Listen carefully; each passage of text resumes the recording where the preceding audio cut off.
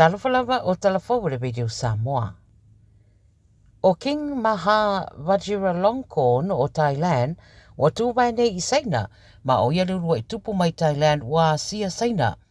O le asia singa o se balaudia le presidente o saina o Xi Jinping, ina ia whamanatu le 50 tausanga o le mafutanga atunu e lua, le ana amata mai so o tangata upufai o malo, I le ulu I taimi le 55.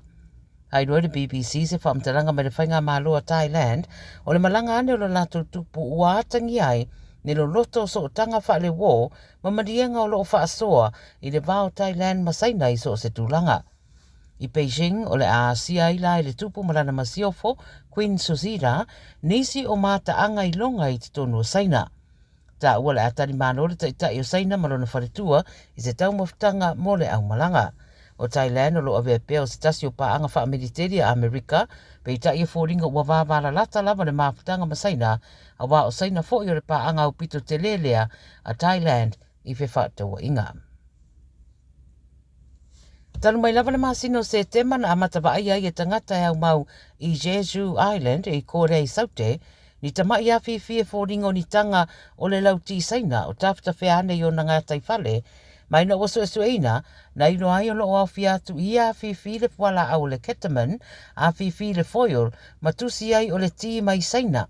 O le whamtaranga leo le BBC pe a mare 2.8 kilo o le wala au le na maua, ma o le ketaman e whao ngā fo I tūranga tautong whitinga, a e whao ngā fo I whaasolu tū la whono e nisi, mai le whatanga I nei kōle I saute. E a fua ia a fianga o ngaonga I le tūranga whare mā fau, e mai se lava I le whatu mamā pe a whai e whao ngā se. O lo wha ngā soro nei lāle su enga I a whiwhi, po aina tuina I a ngā tai whale. E nā o le tōtasi lava le tangata wa whamniaina I le whaelonga mua le Powerball I le sei o le pō na pō e 50 miliona I Australia. Pai mai le ofisa au tua le tālonga, e le tau mate ua matua I whaate ia le ua manu malo le tūranga o iai, o nei nā o le tasi lava le pepa whamniaina. O Australia I se sifo po Western Australia, le e whaata wai le pepa malo, ma o le whaelonga au pito te lefo I le ua manu malo ina mai le a whae tū. O le whaelonga luna rua e to ono na mawaina, e ta iono se lau wafe re tangata. Pai mai se tasi ta māmatua e māsani na ta alo I ta alonga I vaiasto uma, mo e fia a pei o le ua manuia, na moe mamana o ngai fia malo a ala whai mai ua nofo le 50 miliona I le tusi tupe. Ua whailo le ngā ioi o Amerika e whaatino le Asia ma le suesueina o le tūlanga o minerale tā ua I le teritorio Amerika Samoa e me se fo I le atu Mariana I le Pasifika. O le forasanga lea mai le malo tele le Vastaruai, na whaedoa o loo solonga le reini nei fuafuanga, ma whaedoa I le ripote le Radio New Zealand, wa mai a whaatino le vanga mua le ngā ruenga, le Area Identification mo le saedinga la bo minerale. Pai mai la tolo o whaatino ina le ngā ruenga, o le tau mawhainga lea o le a ilo ai a wanoa tā ua, tau le tamau a ingo le atunu, e me se foi, o lama tianga tau le si o manga, e au fiei ma whaatara noanga e whaatatau I tū la whono tau le si o manga, le National Environment Policy Act, ma le National Historic Preservation Act.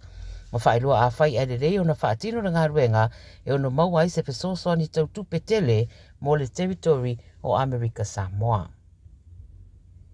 Ma le taramuli wala talata lava Samoa ina maua so nā wanoa I le hipo le ralangi rua whelua fitu le rakapi uni, ina ua manu le la ta'alonga mata ina Namibia le manu Samoa I le waweawana leila.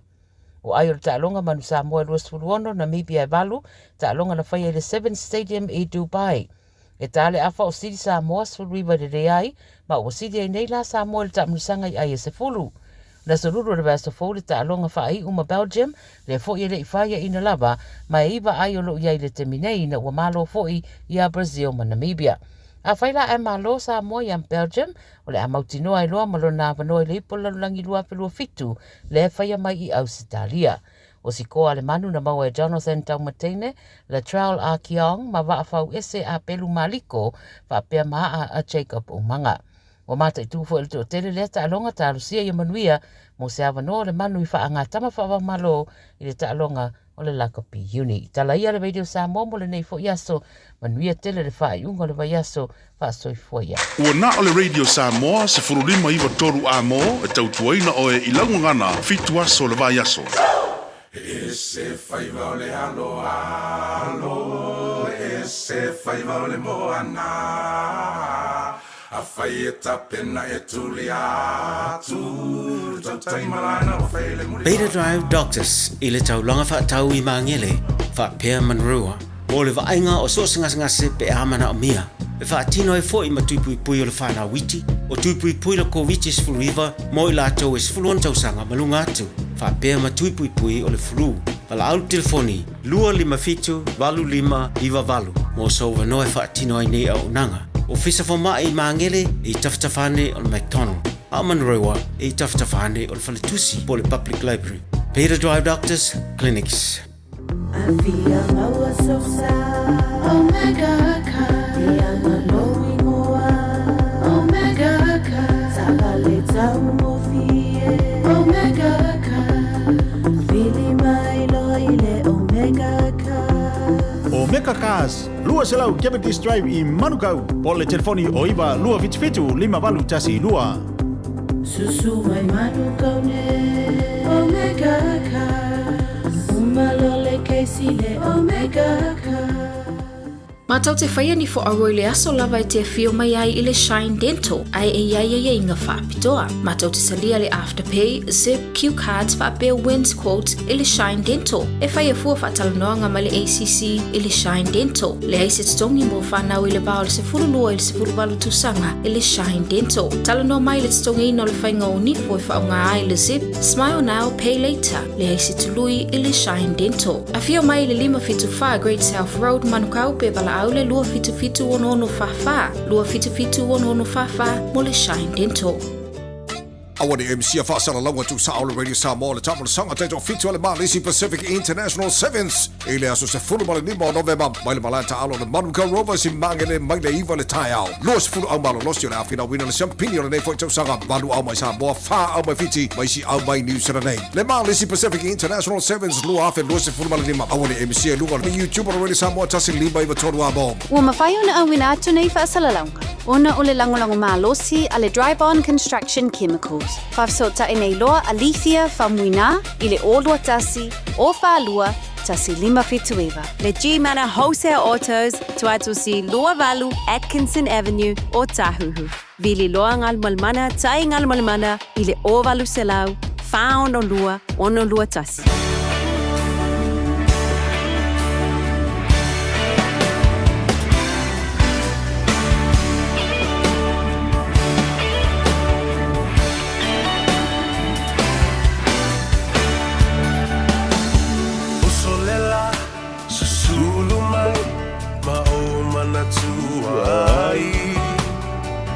Samoa, le nu'u o te nofo ai.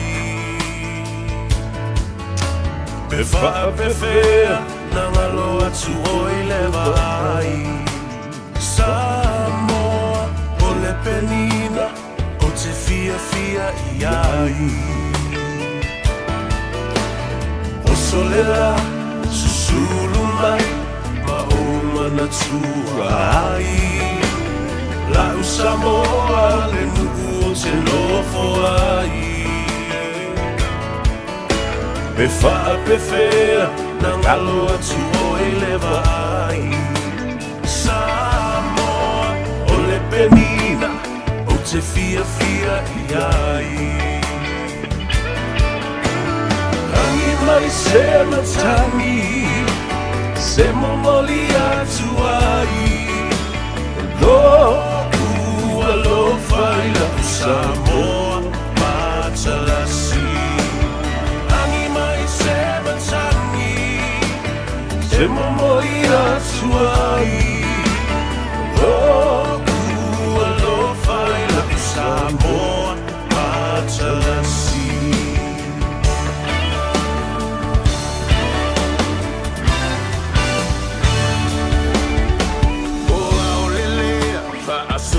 Solo la poia o na paolo lona sami I la pe asulungia ele masina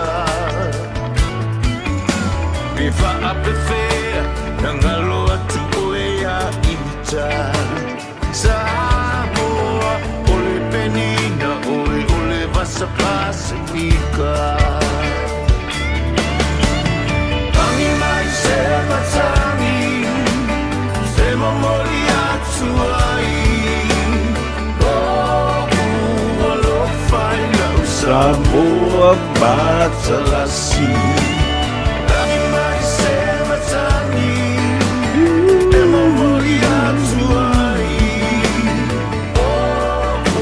Olo faila Samoa matalasi E a talo lava le pa ia mawalunga o le whaafonga tāpuai e maise fo i o lau sila mai moa. E lunga o upenga ta whailangi e maise fo i o le whaafonga anga Samoa. I le Radio Samoa se fulu lima i watolu a mo i au kilani. Tā walunga atu ai fo i leo nanga male tutua a le fionga ia teito ta loto ta leni. Ia, whaamui moe. Le maua le malosi ma fo i atu. E le whai unga fo i o le reiva i aso matango fie le sulu le la. Ia talo sia o te wawa i atu le talo le tau. E wha uinga lua a mio sia li. Mo le aso a taia. Ai ui o lea. Aloa fua ai lao ua maua. Sula fo i le lofa mo le anga le lei o le tua.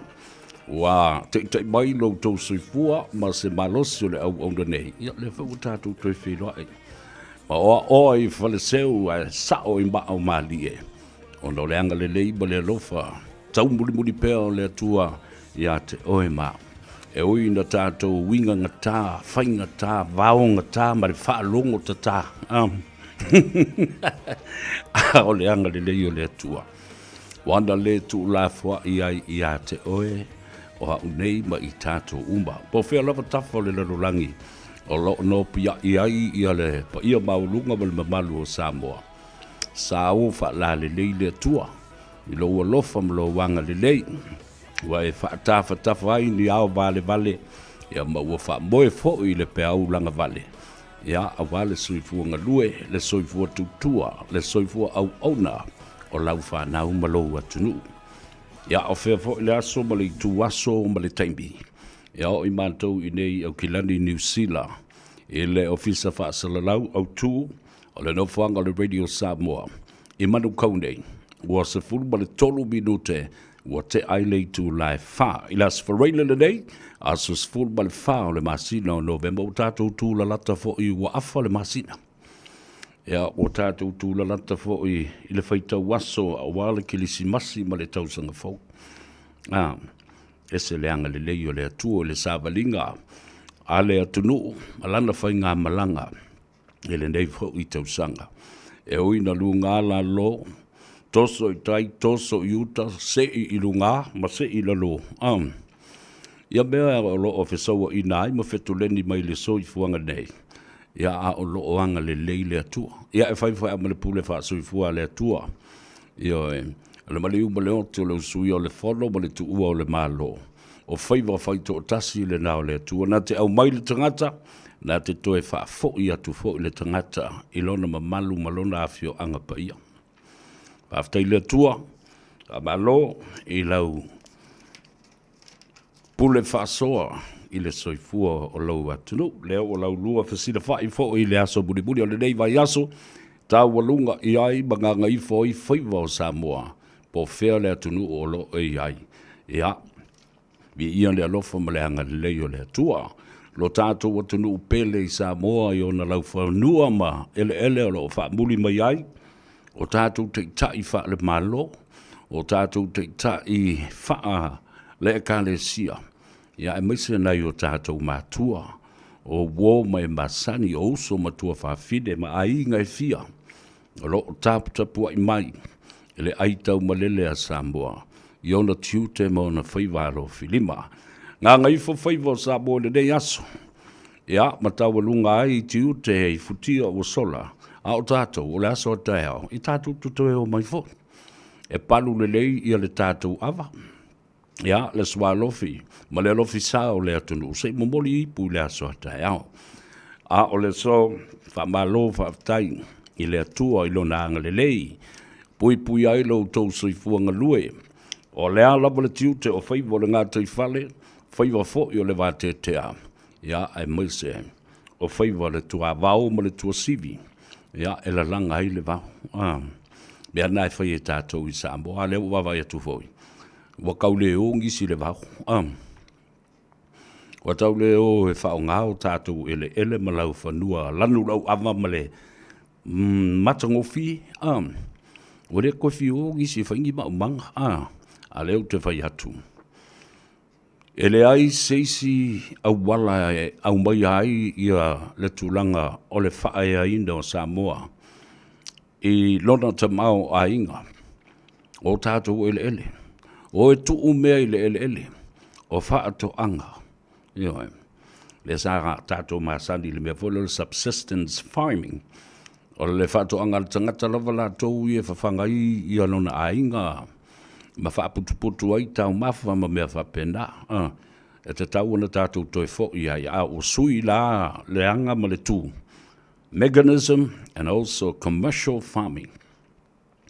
Na o vavai atu o iai i a masini. Ia oi fwoi sisinga mua a apa e watu masini e whai ele mea. O le awhionga i le pandemia. Whatalofa ma whatulou i le pa ia mbawalunga o le tawhatolu o le NOV Samoa. Pa ia ma mamalu wha le malo. Pa ia fo i ma mamalu wha le atunu. Ia ai ia mawalunga se vi inga e mamoli au na pa ia le atua ma le ainga sa le vi. Fata whaitaulanga e fia lo ta a se ai. Ia le au whainga luenga ona o le tau waswaswina o le ipuvai le ola. Wha malo i o tau Faiva pa ia. Wha whitai tatalo, wha whitai wha no manu. Wa se manui o Samoa i Samoa. Manui o Samoa i New Zealand e wa vea mo tātou ainga luna lua. Australia, ma so o se atu nu o le lalulangi. E o lava le malo tele o Amerika, Hawaii. Ia le atu Asia ma le atu Europa. Saina lale, Japani lale umatu atu mutumu o le tele o Samoa. Le whaitau au whai o Samoa lena o vātua i le neivai aso i wha maunga la tamai ina ua mai a le census i opa o le whaitau ngā whai o tangata o le atunu umalana tusi ngā ingoa. I New Zealand lava la touia, wha se lau, valu se fulu ma le wha, afe Samoa o loi ai. Kiki afa milionga, just here in New Zealand alone. Back in 1971, i le afe se lau fitu se fulu ma le tasina, le wha se fulu ma le valu afe Samoa sa iai. 50 years later, lea o batu le lima se fulu tausanga.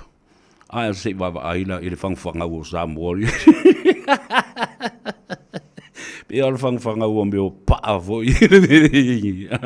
Awa meo paa la po voi lelo meo big lobsters. Le whai ia meo whaato anga voi le e wha mili ia fu o le paa. E lata i le afa miliona ia fu o le paa e tu fu ai i le ono masina ma le ono masina. Rono winga la e o tu le tausanga. Ua miliona tamai paa. Ia peo le mea ngā o le, ia se wawa ia Samoa, o kai le matau tia, o le mea o ia i le atunu. Titi lava, 5 miliona Samoa i New Zealand, hey, just New Zealand alone. Ia, e le i whaitaua ia Samoa le nofo i Australia, Samoa le nofo i Hawaii, Samoa i le malo tele o Amerika, Alaska, Canada, ia, Oka le matautia o le ola, o le atunu. Le ola ma songa whangwhanga. O le mea, ia le awa o ai le mea vole le. Le whaamagianga vole le apa le amole ngā velanga whanga. Io tau luola ma whanwhana. Wa toi tata i eilo ma fau i tua i ana vatau fo i o pepe. O le mea e anga waa i eile pepe. Ma le so ongo whaingo o mengi o pepe. Ia, ma le tutongi o pepe. Lea lavo i revesi ai fo i le vaenga le whamai o leo whatau toa mai tono le paketi. O le tupe lea ua pasi o lea i le paketi whatope tope. Po le whananati the emergency budget for the next 8 months. Se o ngai ai. O kilo whale i kou maka le mea o ngai ai. I le kongi o le pepe. Ai ko ke vevesi ma pisa o ma kaubala au me o le kola ma le supo ma le so ia o ange vai fali polo ketina na fo ko fe e ma ko kangisi le va tu o le telefono ia te o to a le lo fa sala o le so e fa anga ai le fa sala lo ino ava no na pa wale tu tu o ia le banda ina ia awane ina o i lātou sa tau wā. I le whainga panota. Ai ta tala le avanoa. E iai fo i lātou. E te lelo lātou wanga wā. O tama whanau wale tu mālo. E le leo lātou mawhauwhau, ma iei o lātou whailunga, ma o awina fo i. E ai anga wā ma to mai wha pitoa. E mawhai fo ina te whono ai. A o tau whaipule. O le mauta whono ma le pāle mene. Whai whaale le iei ni tū la whono. Awa, o mea nei, o whainga whaavae ia na whaia le fast. O whainga whaavae fo ia e talepe, toi teu, ia, ma toi whaatonu tonu, i whainga whaavae, but tino lava i le fast party. O le lato pepe le mea leli. Kama kinkiki lele o $1 million project. Wang tila ia, bewa na nale na whaia tu le amatanga, ai kou whai mai e pepelo la uli. O whea le mea le au mai ingi kupe. Wala tala na tu le paiton. Lau whionga le whong te lai. Tua o le loa whāta o wa ai se tangata ua tau whaavalea ma le pepelo. Whaasanga ia lauli na ua umana whaalaui loe lauli. Se vaenga o le ana watau a o le io i tua ta ape le palemene. Ma o i whaia lātou whaalaui loa. Wani. Ai le mea le dae whaia tuai. Pisa, le miliona tala, le leo whtangisi ai. Na mo cry baby ai le mea. Se kou mea. Le nala ia, na whaia tuai la, fai le tala. Ia, wanti la ia. Alu wakua le $1 billion project. Wale i loa po le ale mea, le a whai e whaafeto ai le mea lea.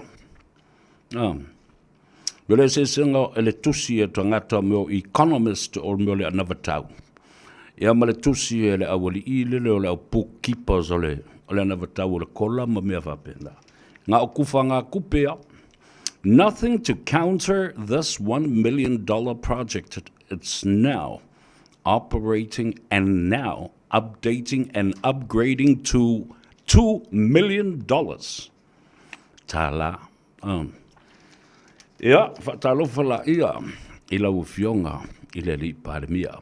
The Right Honourable Prime Minister of Samoa, le sunga I lauli le mali atoa. Palota I vau le watea Fosi Schmidt, whapea fo I le whaletua ma le tausi alii, ia tu pea vai atu o taulangi. Ia, ai maise fo le no whaalo ma le ainga alii ma I lato uma.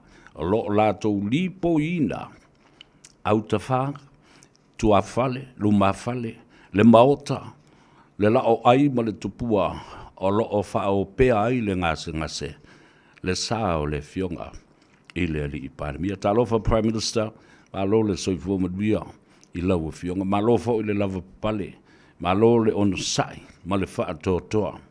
Ioi, lai whika o whamai ngai sau, e ke ka okoma e si I mai. A le vai mai o le whaia o ngā ruenga. Wale kakaunga fia. Ioi. Ole si ngase mai. Ale sa ili malo. Ia le tamao le tunu. A oi tangata I o mai. Ele oni CEO. O ta I ta I o malo. A courtesy call to visit our Prime Minister. How wonderful is that? That is absolutely fantastic to have leaders of this country acknowledge and come with a courtesy call to see our dear Prime Minister and leader of the country. Nena, o le alal mana tu auto. E mana oe e tu whanua, ma pa a winga o le tātou pāle mia e le tadia ma tali tua lima ia nei te itai e lolofi mai. E o mai asi le ngase. Se wha mole. It's a courtesy call.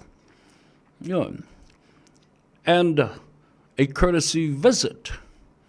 E tō pisai nā meo policies, meo protocols, or conventions, o hawhinga whawai.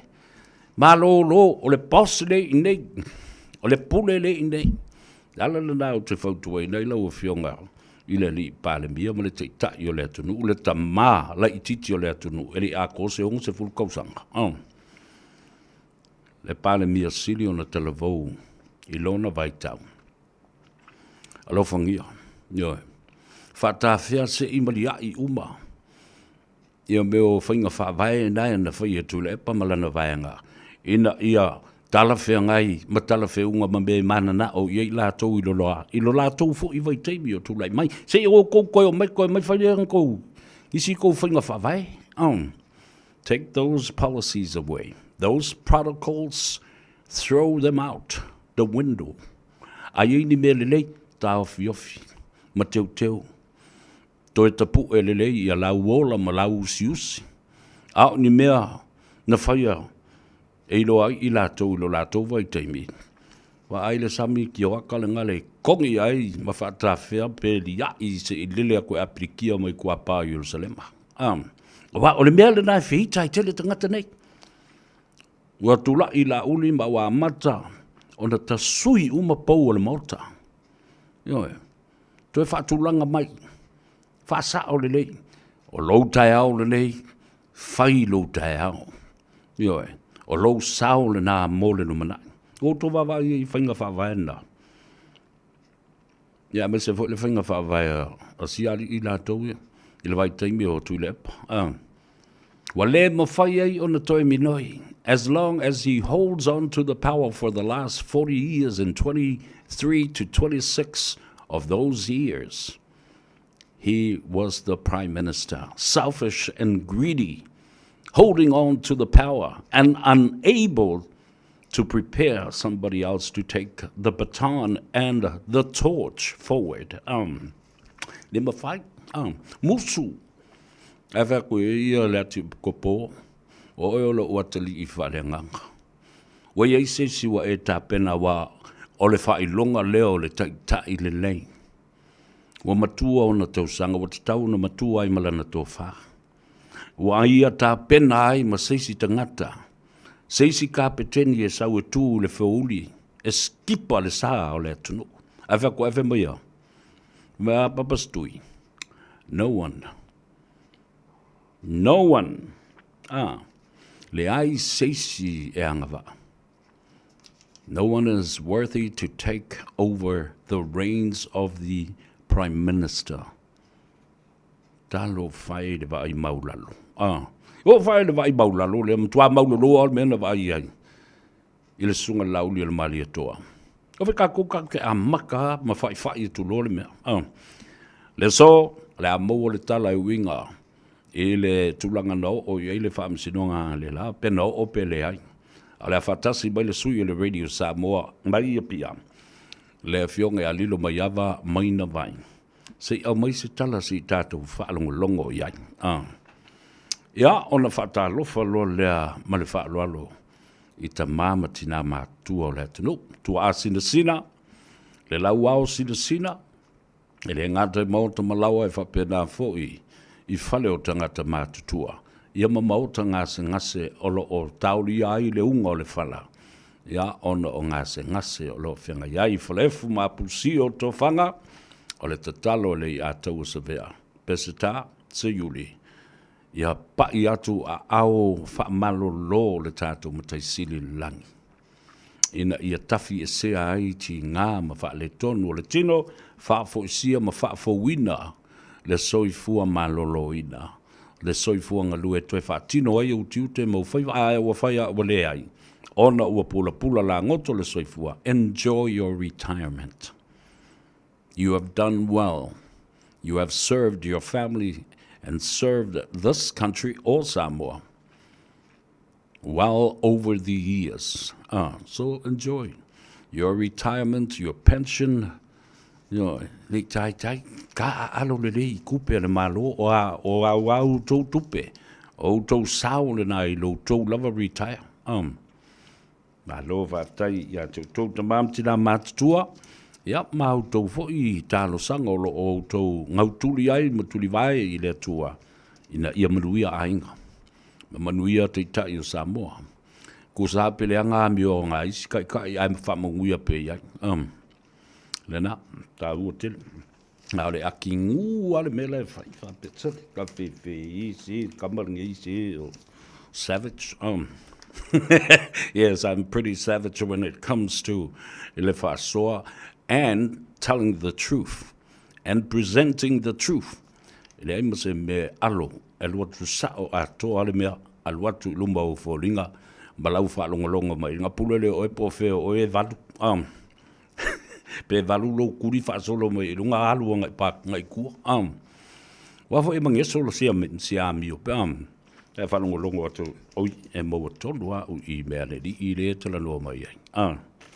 E ale nā, le matua I to a tele, ma le to tele lele wanga I mai lunga o le tātou apio fōlinga. Our Facebook page and our YouTube channel, whatalo whātu, le I ataua I a te oe, ma ofo alofa fo I a te oe, le nei vai aso atoa, ti uta ma Faiva sa whianga iei ma le atunu, tu ua onga. Ia, ma nawa ngā luenga e whai I le ngā tei whale, ia le wate tea, ia ma ngā uta. Ia ele mea olo o, ia ia tātou ele ma whātu anga. A tasi whole nā mea o le tupu nei. O tō tele ia le mamalu o tupulanga televau le, na e anga I mea o whātu anga. Ele lei. O le makwale le ia le mea le na. O le vo o mai le season o isi fo I fua e te tau na tau. Ia, le strawberry la le ma kua makau kia le kele. A le isau me whai le stonai. Pauke uso kau strawberry. Ia ngo sawa le ufala I le pingi le kako. Le kako swalofi o le uli o le stonai. I le tano ama aso atai au e te maua ai le sao. O I leo wawa atu mua mai lava fo I lunga se uso ia tau sili tuai malo, talo vastau, alo le soi fumanuia, o ke pore ko ke alu aku ana le fale. Mo e laku sa o whakwa ana, alu sa o le fale o ke alu mai a whea mai pi o solo le wala. Ka talo whatu, I tau sili, ia whapea fo I leo o le uso, ia whapea fo I whiula, moto fau, talo falava malole soi fumanuia, talo whai tutele Colleen, talo wha Colleen, malole ngā lue foi male. Manuia foi le weekend ia te oe, ia mau ki finga mau e vai vanga, patalo whatu ia whaleata 3B. JSC uli alii, alole soi fumanuia, leye Ir ka vea, le ka vea le alanga o mga whailanga pingi o le FBI. Sau malu, Maria le tātou whaso I le aso le nafi. O le sunga ia Ropeta, talofa Ropeta, malo le soifumanuia. Yosefatu Lawando, malo le soifumanuia, tufa le tātou porkalame. Mei Avito, talofa lava, malo le soifumanuia, Silaulau, Sheila. Graf Papali, alo le soifumanuia, I'm watching you from Australia, le ataua. Mei Avito malanga aka le, aka mai ai. No TV severe, ele sau TV, mui ka fifi. Talo fatu sambau, le sunga ia fata korseta to'o, alo lava ia le mafuta mai, whamai. So ifua manuia le ataua, pa ua maua mai ia se tala I le case a le palonta, a fale a lilitasi, ia ma le off o se joiner, pa o le intervener, o le popole, e watu ai, e uma utoi fo I e whamatala atu le mea na nafi, a o le au maia se update I le so mai le sui o le Radio Samoa, ia pia, ia lilo mai ava mai na vai, o Rita Fruin, talawalava o Rita, ia whapea fo I Thalari Malu, I alemanga ia I o ingo, iskanka ia fiu kau, e wha leo fo, le pi kau mapewa I malo lau I mea le vai, angale, talo fa fuatino, talo fai I le tua fafine, ma lo le soi fuamaduia, lo fatu le tatu ta mamatua ia masoe, a tauli Josefa, ia whapea fo ia tui mawalunga, Josefa, ia masionatu, fo ia inga, pa mai ia le sunga atu sa mawile tau selu atu lau sunga le atau sa pista, but to acknowledge the reporting and journalist role you have played for years. You are a role model to a lot of trainee journalists in Samoa, and so keep it up. Thank you for acknowledging that, Tusa Mau. Whawhitai ua loa fo I tausanga. Ia o tātou ngā lulue. Ia ma pulu lima whaatasi I me whai le Pasifika a o e iai I Aukilani, New Zealand. Ia masalo le nā ua e retire ma malo lo manu malo atu. I Australia. Enjoy your grandchildren. For you if ngā ruenga mo mai ave papa e whaatawhao ma whaasavidi. Ai to anga sa vali e one yo wa ia oe titi is a wheelchair. Tju! Awa mea ia whata. E sunga tu sa mau e whai makiru susu. Ausia Polonga, watching you from Ipswich. Soltalo whai malo le soifu manria. O Maria Ampulu, alo, whaaftai le mafuta mai, ia manuia lava le whai unga le vaiaso, ia male weekend ia te utau, whaapa ia whepuleai, Filipina Alesi, ia, alori le soifu manuia, malo fo ngā lulue, whaasala laudua, Ropeta Pele Masina, ia, whaaftai le mafuta mai, Fou Afualo Moni, yeah, Malola Social Manuia. Siona Taleni, watching you from Sydney, Le Atawa, yeah, Aftai, Mafuta Mai, o Milaneta, Neemia, Talofa Lava, Malola Social Manuia, Sepulu Isa, Ulutoa, Tele Ai, yeah, Fapefo Ia, Sami, Malo Sami, Yone, Sami Yone, Aftai Yolo, Mole Malosi, yeah, Aftai Wabai, of all the day Vayaso. Ia o tātou mafuta pēr I le api o whaulinga. E seta tango moa, ma alo le soifo mnuia, e leitino pē ato. Alo, whaafitai ngā luenga le nei aso, ma le nei vai aso atoa, Rita Archinga. Alo le soifo mnuia, ia whapea whole te mai tai o tina. Tau whaasau, alo, soifo mnuia. Le nei fo ia o huli o le asfareile. Ua tātou wauria mai, ua ngā Gagaifo ai Faiva o le nei mai aso. O le aso le nafi, ia, sautou whaafonga I ai le tūlanga. Na o whai ia le whaamsinonga I le tau le tūla e se fulu. Tā ifo le tūla e lua. Ai, ua mana mia e uni sa polu, po le fionga iau nasa. Ma whaa talo sanga I le fionga le li whamasino. E toa lua whamasino. Whamasino sili ia Satiu Simativa Perese, Chief Justice, the Honorable Satiu Simativa Perese, and also another Senior Justice, Honorable Le'atoa Lesa, Darrell Clark.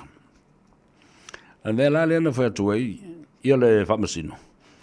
E fia, lale umile te whirangaro iei, lau sunga le tamai tai lo ia. Whai mai unasa, ioni sa ponu.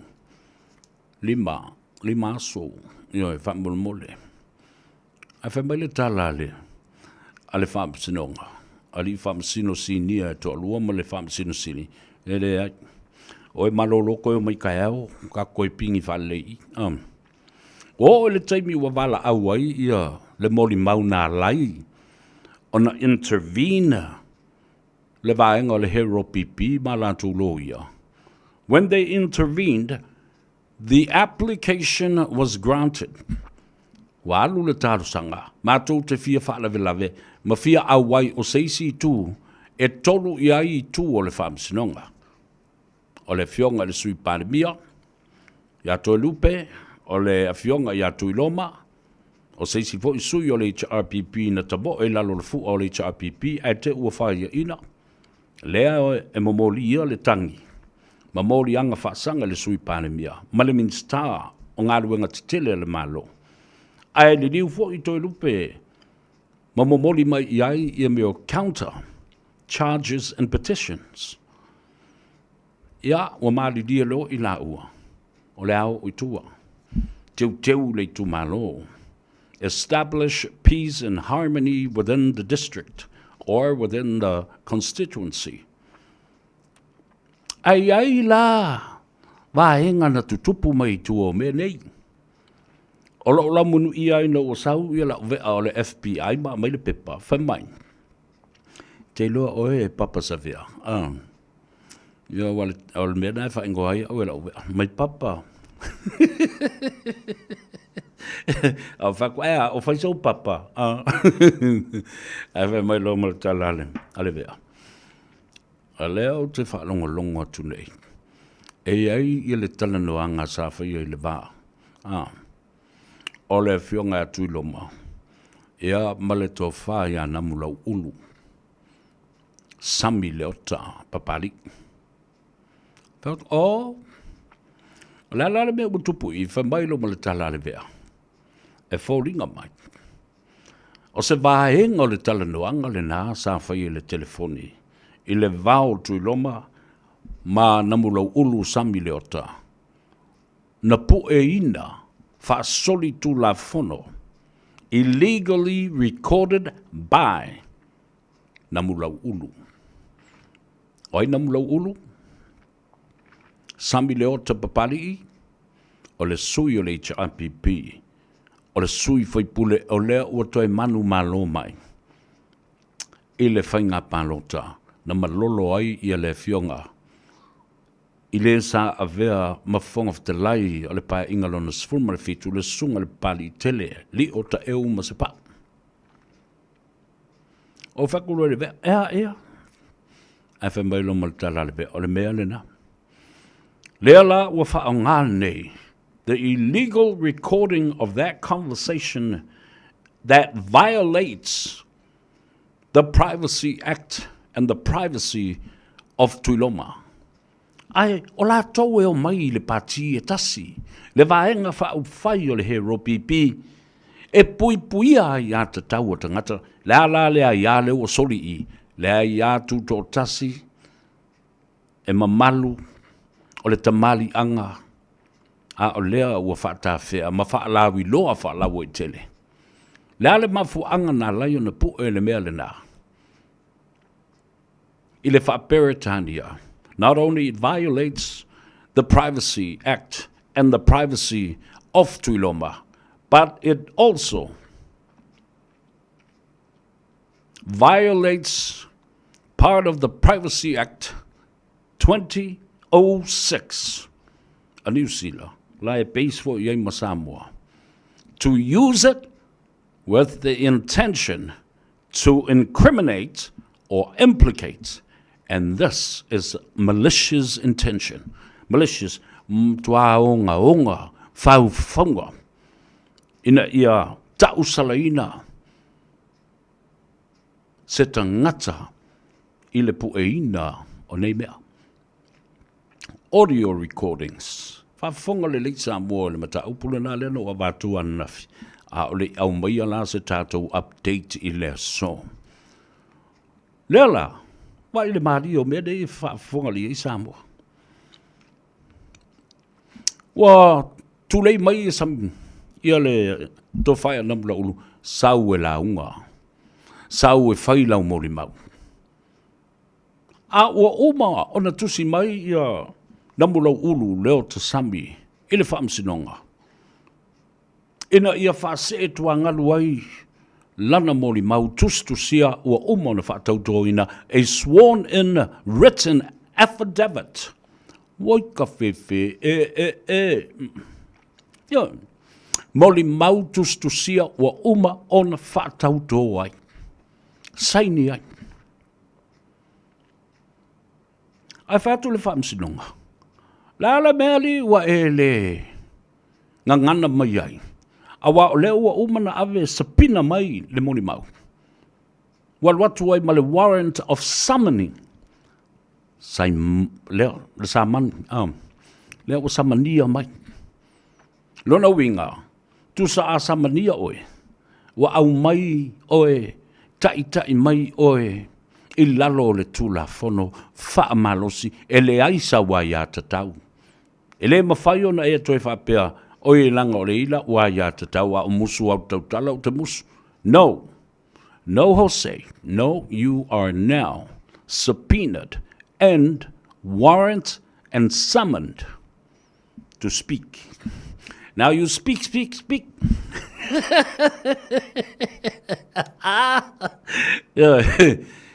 Tau tala mai, sauloa mai, tulei mai. Kala le whawhawing. Molea, ia kau kala mai la oe lea. Ala mo ele fi kau kala.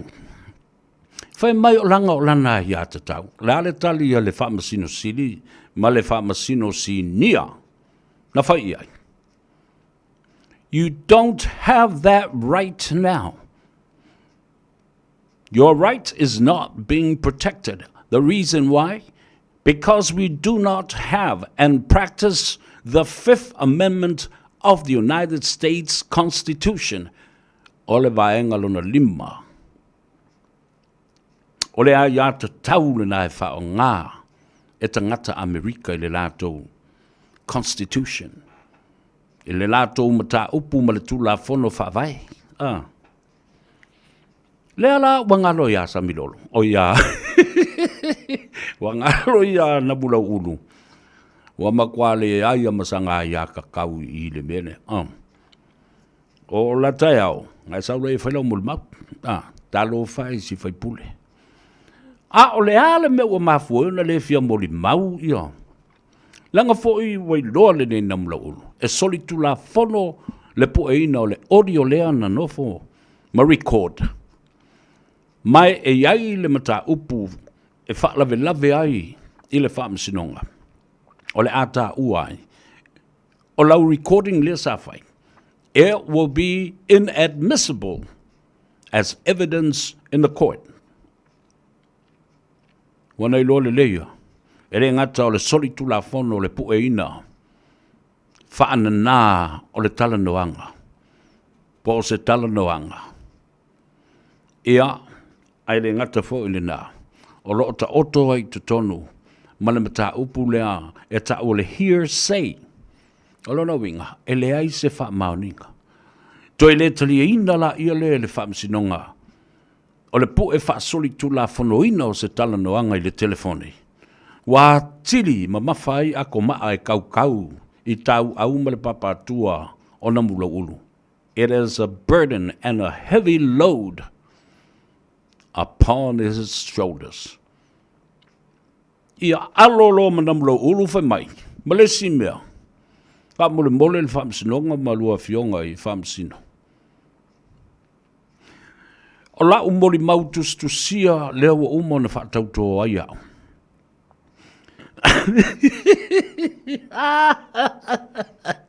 Wha mole. Nao na o seini ai au te le I whai tau ma o malama I ai. I le mole mautus tu sia le nei. O a o sai whafo atu o Samoa au te le I ai te tonu I le teimina ta pena ai le mole maulea. Tana o sau a seini ma whaatautoa au te le malama ma whai tau atoa a tiri ai le melea. Vesili loa. Ma le whaamsinonga ma li I whaamsino o sinia ma le whaamsino siri. A o hai lana ta pena ina le melea. Me ka penga kanga kawa. E po o le whailau tusi. A le vaenga whaupwhai. So you see, ladies and gentlemen, oh my goodness, Lord, share our program. That is as simple as it is to explain to you what happened yesterday. Oto vavai. Whatau tō. Whasoli tu la fono. Ta pena. Ele tangata. Ele o se lo ia. Pe eiso na malama lama. Imata upu o finaunga whale tu la fono. Oto vavai la iai. O mea ia te tau na whai e lo ia. Nai tele lo ia la ia le ropipi. La le taunu unga o le mea I le aso na nafi sa ufa I atu ai ina ua whai mailo ma le tala ma le saunoanga a I la ua o lo wha malu o le I wha masino ma le wha masino sili o le wha masinonga. Tatia la le matau. o e malolo, o mai tai au e tālo le tu lai se fulu, ngā pālo mal whamsnonga. O mai la ia lea, whaile mo le maua oe, o e le namlau.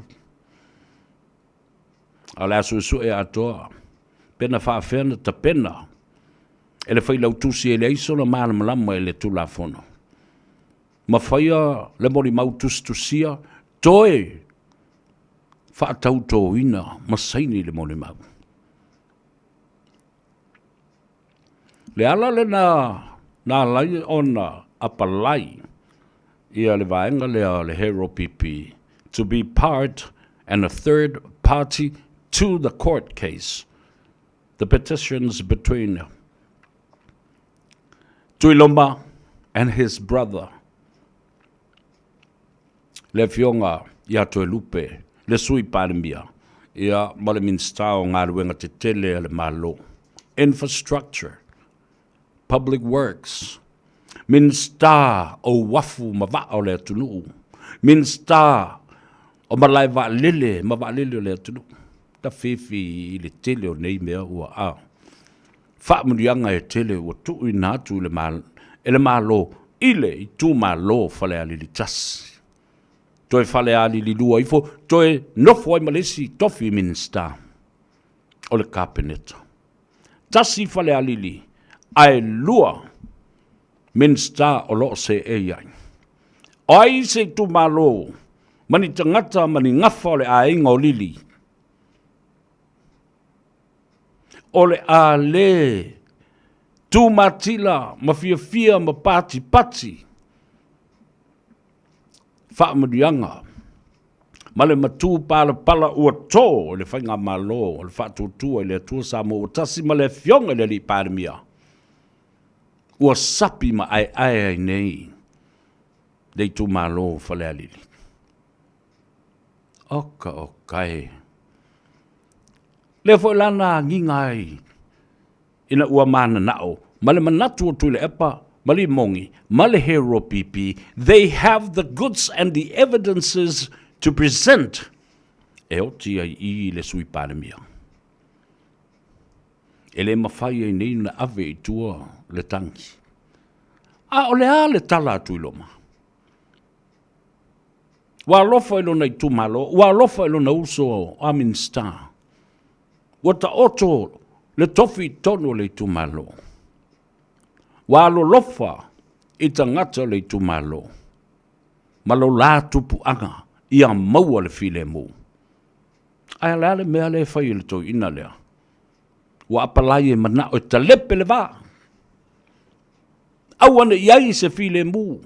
Talepe peace and harmony among the people of the constituency of Falealili. O tausin sila iai. Ile lea lofa. Wa umana fai atu le fai pule na ta mo e fai ina I lalo o le fua a le hero PP le fionga atu loma. Mali e maia. Le ai.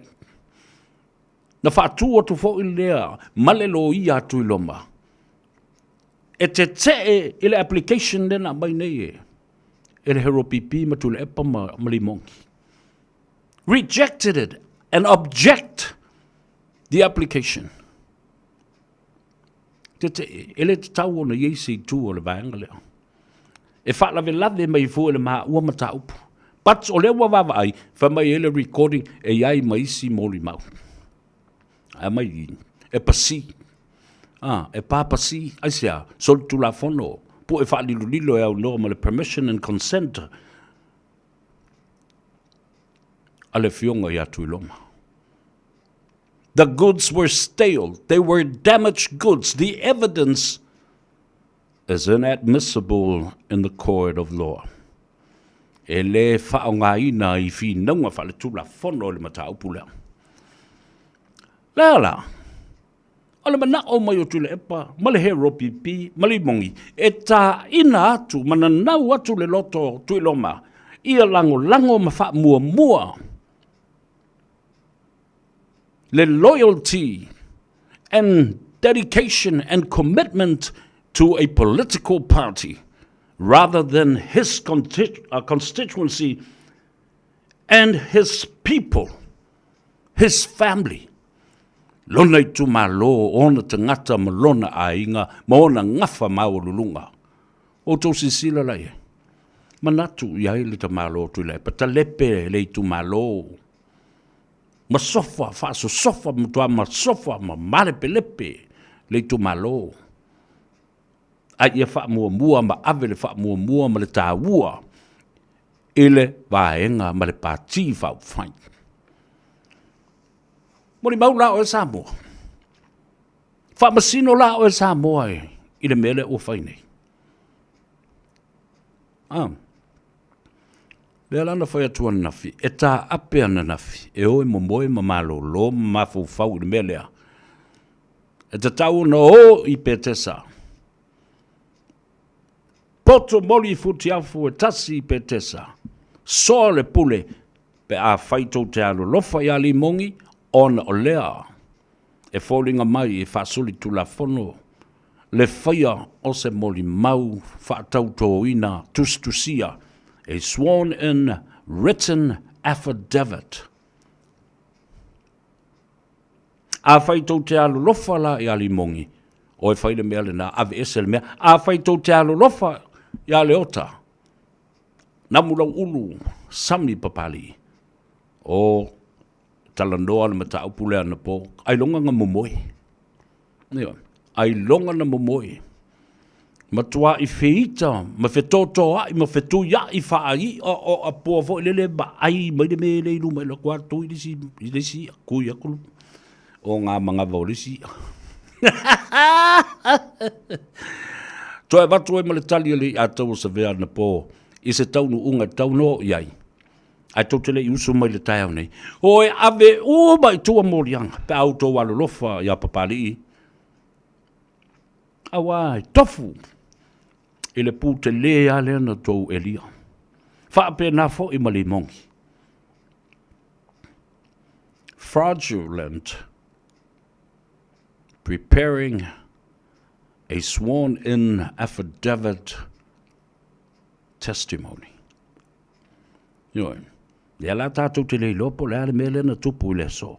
Ai o le masalu sa longa le nā. Pe a sau nei ia maina. Pe ua toe tolo fo. E le tatau le toe tolo ina le matapu. O le ufiufi wha manunga se a toa lava le talanoanga ai mese o tau le manga o le wha msinonga. Ai o le ana o fo i tua. E toe wha fo i le atunu u. I le mea na tupu ana nafi. So let's wait and see. Tātou nofo ma tālia lupe o maunu. O ata ulumanga. O afo ini pe fea o le mea lea. For sure. Wale mawhai nei la o na toi ave i tō le mata upu. O le whaalave lave mai ma le intervene. Ma le intervener. Wale mawhai nei na toi ave i tō. O le no winga. The gag order is no longer there or exists. What I mean, that's all the gag order. E tau fiofi ai ia oi awane e matala lo ngutu se mea. Pero se mea fore rua wakuku ulo nguku ai fusi e malo nguku au ngi e kaukala. Ele ai ele o tātou ni Amerika. Ma le malo tele o Amerika e whao ngā ele mea le nā e tau le Fifth Amendment. The right to silence and not saying a word. If I had to one for me, I'm using my Fifth Amendment. That's for I'm using my Fifth Amendment. Nāl mea leo na whaile mea nāu le Fifth Amendment. Lea ia tau le tangata o le tau tala ni te i ua whaasangasanga mai ia fulu a u o le soli tu la fono ia te oe. Incriminating yourself by speaking and taking the stand. Wai tu ia oe fesidi ale prosecutors. Ia, maleanga ia malou mafufau, taulo male mea moni. Ai, so le talo fai. Fai mai ia...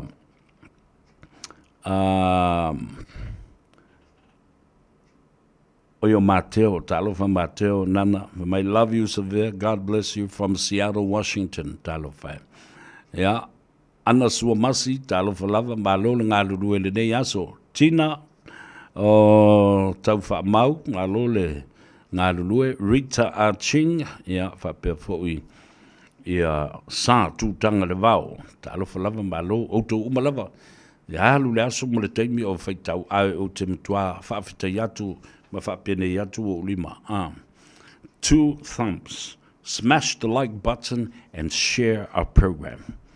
Peter and Eliko, Talofalava Malol, Sifuman, we are watching you from Western Park Village in Ranui. O tātou a inga umolo o whanongolongo mai ina e Ranui, ia po West Auckland fo ili tūlangi sifo vai sau vai alola i ole. Ile tamafo le o Grand Market, lesa i ile tasi market i asoi. O Elena Collins, Malol, Sifuman, ria,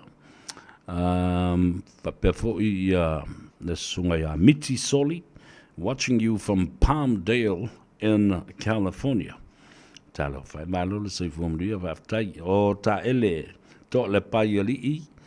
Talo falava malolo se fomria Sefo Nicolau ya apelu Ray Lalau tu fale tato por Kalambe ya fa pena foi peseta na oia. Talo falava malolo ngā lulu le vapolo talo fa saleula. Yoelu Ungapo, yeah, Pefo I Malia Mitchell, watching you from Sacramento in California. Talafalava. Alole, so if you malo fo ile ngā lulu awa olna wa sotofi o to na yeah, Pefo I Malia Mitchell, Talafa Malia Mitchell, Sacramento in California. Fa fo wina tandielu, maloli le so ifo yeah, o tuu tailua, talo fa tu malolo so fu mvia fa mai kala ala kenge o mei avito malolo se vea straight up siri ya fa mai le papa city as pela fa palangile city SILLY tuala ai lawa tala fa lava malolo so fu mvia o fe ai Samoa ne wa makan kau fe ai kangak ya tone awava alo so from ria atalo fatu Jimmy Bird alo li Jimmy o le sunga ya le lali seti talo falava o ta milo ai seuva ai alo watching you from Anchorage in Alaska, all our friends and families in Alaska, Anchorage. O isi vaenga o le stete o Alaska fatalo fatu le atou seve ia te oe malo ainga matangi toso ia whapea fo ilo tuafine ia fuatino Josefa. Mea lale na o le ua taunu uiai ia le vaenga lea o le tātou porkalame ilona whaatulanga hila i le aso na nafi. Ala tātou e tātala nei. Ia awa fo'i ia le tāpenanga ale tātou sui o le Radio Samoa I Ausitalia from Brisbane, Australia. Se I aia tu lava tātou tala I alanga I tā ua tele. Ia usimbai le whafonga o le toe Whaasalawina Ndei o tātou tala mai Ausitalia. I le ngangana Samoa, tala o le Pasifika, o tala o New Zealand, Australia, whapea fo I isi atunu o le lalolangi. Ia awa ia lau nofo silafia.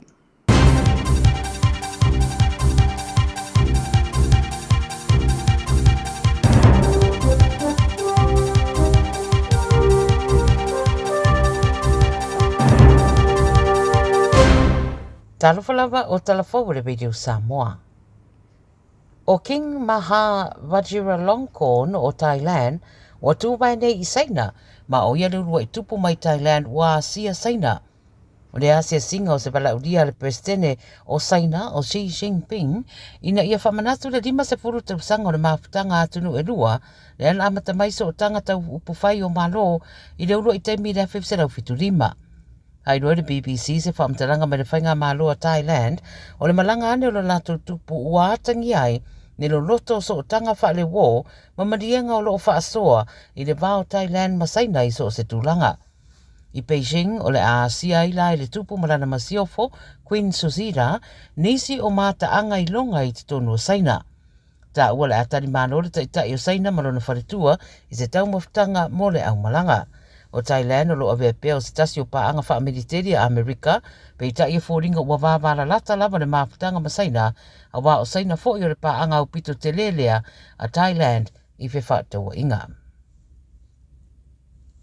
Tanu mai lava le masino se tema na amata wa ai e tangata e au mau i Jeju Island i Korei Saute, ni tamai a whiwhi e fōringa ni tanga o le lauti saina o tafta whiane i o na ngatai whale, mai na waso e sueina, na ino ai o loo au fiatu i a whiwhi le wala au le ketamine, a whiwhi le foil, matusi ai o le ti mai saina, o le whamtaranga leo le BBC pe a mare 2.8 kilo o le wala au le na maua, ma o le ketamine e whao ngā fo i tūranga tautong whitinga, a e whao ngā fo i whaasolu tū la whono e nisi, mai re whatanga ina i Korei Saute. E a fua ia a fianga o ngaonga i le tūranga whare mā fau, e mai se lawa i le whatu mamā pe a whai e whao ngā se. O lo wha ngā soro nei lāle su e suenga i a whiwhi, po aina tuina i a ngā tai whale. E nā o le tō tasi lawa le tangata wa whamnia ina i le whaelonga mua le Powerball i le se i o le pō na pō e 5 miliona i Australia. Pai mai le ofisa au tua le tālonga, e le tau mate ua matua i whaate ia le ua manu malo i le tūranga o iai, o nei na o le tasi lawa le pepa whamnia ina. O Australia i se sifo po Western Australia, le e whaata wai le pepa malo, ma o le whaeronga o pito te lefo i le ua manu malo ina mai le whae tū. O le whaeronga luna rua e to ono na mawaina, e ta iono se lau wafe re tangata. Pai mai se tasi ta māmatua e māsani na ta alo i tālonga i vaiasto uma, mo e fia a pei o le ua manuia, a moe mamana o ngai fia malo a ala whai mai ua nofo le 5 miliona i le tusi tupe. Ua whai le ngā ioi o Amerika e whaatino le Asia ma le suesueina o le tūlanga o minerale tā ua i le teritorio Amerika Samoa e me se fo i le atu Mariana i le Pasifika. O le whorasanga lea mai le malo tele le Vastaruai, na whaeroa o loo solonga le reini nei fuafuanga, ma whaeroa i le ripote le Radio New Zealand, wa mai a whaatino le vanga mua le ngā ruenga, le Area Identification mo le sa'iringa labo minerale. Pai mai la tolo o whaatino ina le ngā ruenga, o le tau mawhainga lea o le a ilo ai a wanoa tā ua, tau le tamau a ingo le atunu, e me se foi, o lama tianga tau le sio manga, e au fiei ma whaatara noanga e whaatatau i tū la whono tau le sio manga, le National Environment Policy Act, ma le National Historic Preservation Act. Ma whaelua a whai e rei o na whaatino le ngā ruenga, e ono maua i se pesoso ni tau tupe tele mo le territory o Amerika Samoa. Ma le taramuli wala talata lava Samoa ina maua so nā wanoa i le hipo le ralangi rua pelua fitu le rakapi uni ina ua manu le la ta'alonga mata ina Namibia le manu Samoa i le papeawana leila. O ai o le ta'alonga manu Samoa e 2 Namibia e valu ta'alonga na whaia i le 7 Stadium i Dubai. E tale afa o siri Samoa sfuriwa le reai ma o siri ai nei la Samoa le ta'amulisanga i ai e se fulu. Na soruru le basta fo le ta'alonga whaai uma Belgium, le fo i le i whaia ina lava, ma e iwa ai o lo iai le teminei na ua malo fo i a Brazil ma Namibia. A whaila e malo Samoa i am Belgium, o le a mautinoa i loa malo na wanoa i le ipo lalulangi lua pelua fitu, le whaia mai i Australia. O si koa le manu na maua e Jonathan Taumatene, le Trail a Kiong, ma waafau ese a pelu maliko, wa pia maa a Jacob Umanga. O mata i tūfo il tō tele lea ta'alonga tārusia i manuia, mo se awanoa le manu i wha anga tama whawa malo i le ta'alonga o le Lakapi Uni. Tala ia le Radio Samoa mo le nei fo iaso, manuia tele le wha i unga le vai aso, wha soi fo ia.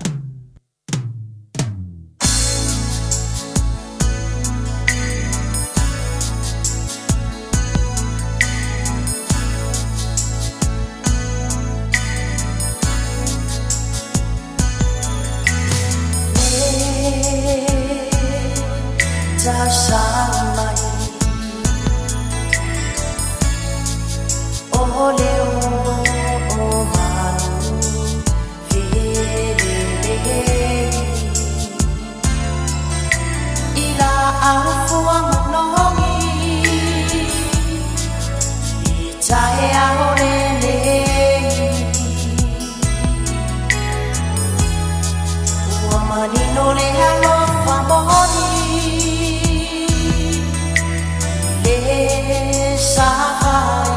Mau se Ira lele Ai o fi mai ai fili O fa asana be Fa are fu me uma Le ai se la pupula Suia ila uva ai mau ula mona O fera le mo favori Io e rai so ciao vi Tuina na fa na mai ai peroti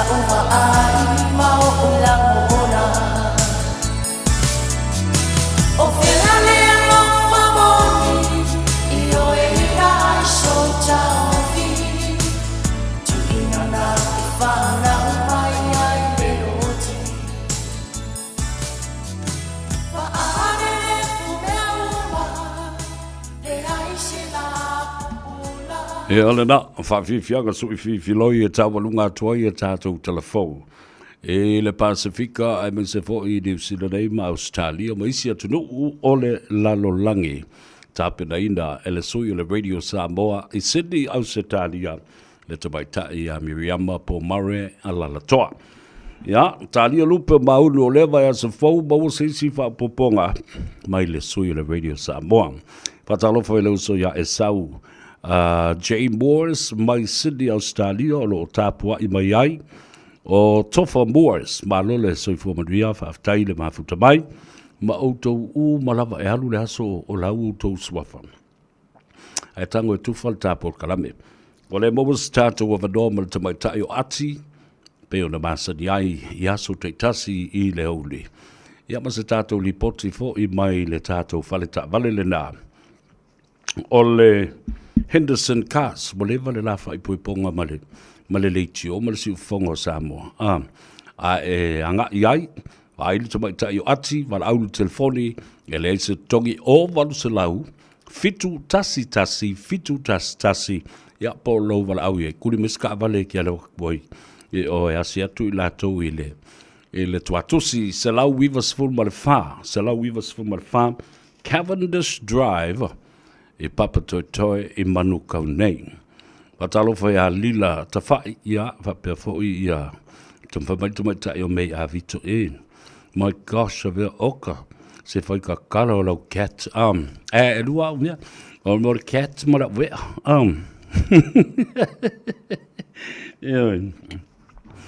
Whafonga la Samoa le mea matautia lea la tu lai mai nei. Le mea mua, o le wha lave wha vale valea fua lava i le mata upu o whale alidi. E ta alo tama a ouso. Ola whaatasi a o onga whaatasi le kolisi o Samoa, whaau whaatasi. Le aia batua lai titi tui lo mai le. I le fionga i le sui pare mia. No nofo i lava i le tu malo, ma tau tua i le tu malo. Ele ngalo fo i le atunu. Le tau tua fo i ale tua ao le fionga i atu loma. Lea fo i sa avema ministao tupe le tele o tau sanga i ei tono le kapineta le hero pipi. Le fionga i atu loma pule la meko. Ua fai i langi le folanga. Sula style. Fa pe foi flying star taupa u fatalu fatu le uso langa aia taupa u fetu lele male faletua foi Juliana ma lo le nga lue le de yaso Jericho Robati fatalu foi fa pitoa la foi le fionga le saoli tuala tawa taupa u tino male faletua ya peka male tato vai na Lappington Road sfultolu Lappington Road se vai mo lo malos fa pa u foi mo pong ai makwa ki ai malo. O Filimele lei Tonise Nonna, watching you from Palmdale. Oi le ai. O Melbourne le o ia ka faunga Filimele lei. O Skay Liu Sione. Alon so we are watching you le atawa from Sydney. Ia mamako kari ko i fo i au fika ngai fai. Pegu o tato e whai matali tato te tali i le matau tia o mea o lo whai e tangata nei. Mele eri pū, whaunga le whaavaia. Tau ba whai lava e sa ili sina masei ba sina masai le titi whapena e tas. E matua whai ai le whaaleanga ma ia whaato i lalo le malo. Ia lena. Ia talofa fia pizza o le te whaafonga ro whaile tātou proclame se taimi o na wala watu lea mal whaarana. Ia. O le mea le nā lea u te whai atu ai nei. Lea la u tō sila nei ai. HRPP application to intervene and to become the intervener. And then dragging with them is the poor member of parliament. Talo fai toso bailo i tonu. Male uso ya namula ulu vai atu na taulangi. Mauna mamalu. Po le fionga fo i le papari. Po le sunga le papari tele. Leota sami leota. Lea la o toso bai tonu. Ai le loa o umana tāpena. Eli mongi. Le moli mau tustusia wha tautoina. Ai le malamba ia ia. Namula ulu. Fo mai namula ulu. No, please. I don't speak. I don't want to speak because I don't understand what the Secretary of the RRPB done to me. I don't know what's inside there. But he all just gave me to sign the paper.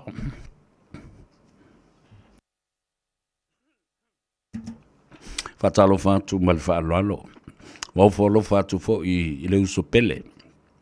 Fono maitu ma le faletua.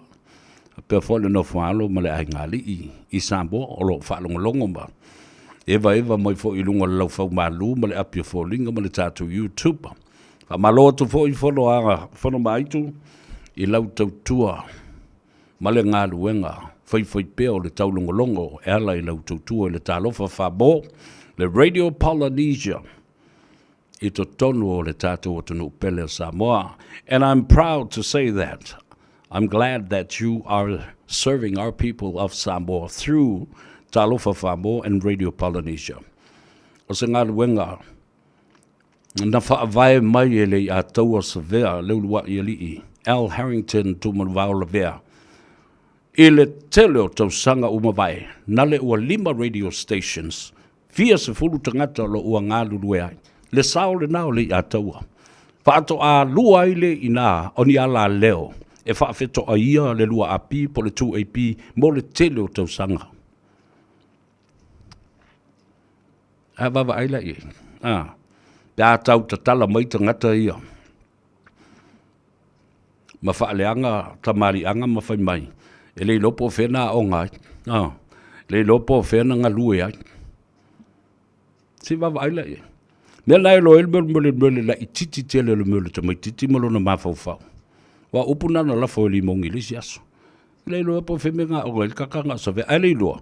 O lai head boys a ve le kolisi o Samoa. E whatoa form 3 atu. Ska mai mo ia. Ia. Kwa sa mai small potato lava le. A le ua whai mai. Ia e le fu. A si silai. Le si tautua o le nā. Ma tautia o le nā. Nā le tasi a le 2AP le telo o tausanga o mawai. Aina ua toi tau nuu atu sa vea mai whafu. Soani le whaatuina ma le whaavaina. O le nā ngā luenga ma le nā tina e ma stasi o toa manu. O le atu nuu le fionga ya mapsua Rudolph Kyle and the Kyle family. Ele nā e tasi a le Radio Polynesia ma le 98.1 FM in those days. A wane, ua 5 isi ala leo. Isi radio stations wa whanau mai. Ile original radio station na whaatu ele a tau sa vea. A lea umawai ngā ruenga le tō tele. Wa ngā lulue ai, e pei o le tō whai a whono maitu. Ile breakfast show o le tālofa wha mō. Malo tautua uso. O le sao i matau le nā. Ile ngā ruenga, ma le walesi whaasa lau. O lo e ngā lue ai. Whaftai le tua. O le nā wa, o le tino leo au. O le tino leo le vea. Ia mantua fo ile nei ainga. O le lato tāleni leo o le talanoa. O le launga, o upo le tunu. Na e si le fia le lei e Samoa. A o tu lai mai foi, ia la vea levi. Uncle la vea levi. I le 2AP le telo tau sanga ua mawai. Ele lei ni aonga. A o le tō wha mau. Le tō wha poto ma le tō wha mapo. Sa tausi ai le vāna nofo ma le atunu. I whaasa le launga o le 2AP. I a whapena fo i le telo tau sanga ua mawai.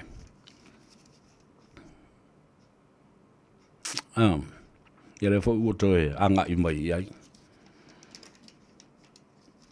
Suli o le vea.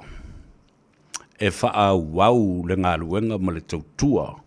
O le tau longo, tala tau longo ia Samoa. O le tū la fono. O mata upu, o upu whai o malo. O le vānu nofo i tū malo, ma nuu mawhio anga. Ea, wale lava lenga. Lila ta whai, ve mai. Whatalo whatu le atou sa le mau ke kali ia malolo whatu fo i atou malau Port Columbia mai Great Burn, Melbourne, Australia. Ia le nā, whai mei o le whai kakala i o lele ia. Whatalo whatu walolo sa i fumaruia auto uma olo i nā i le malai ma le maota i funga one i Lappington Road i Otara. Le fionga le sa oli o le sunga ya taupa langa aia whetulele ia ma outou malawa. O lo outou talitari mai i nā mawhai ia le tasi mawhana. Ia po le tasi malulu fo i walanga leo vevela aso. I nā lo whantu mo outou uma. O skei liu sione, watching you surveil from Sydney, Australia. Fo i mai la utala il mata upulea. Leo o nei e au mai ia namula ulu. Mai namula ulu ua le mana o namula ulu. Mana o namula ulu e fo lele fata ita i a sakalia. Ngu. E fata Fai sau tala mai min.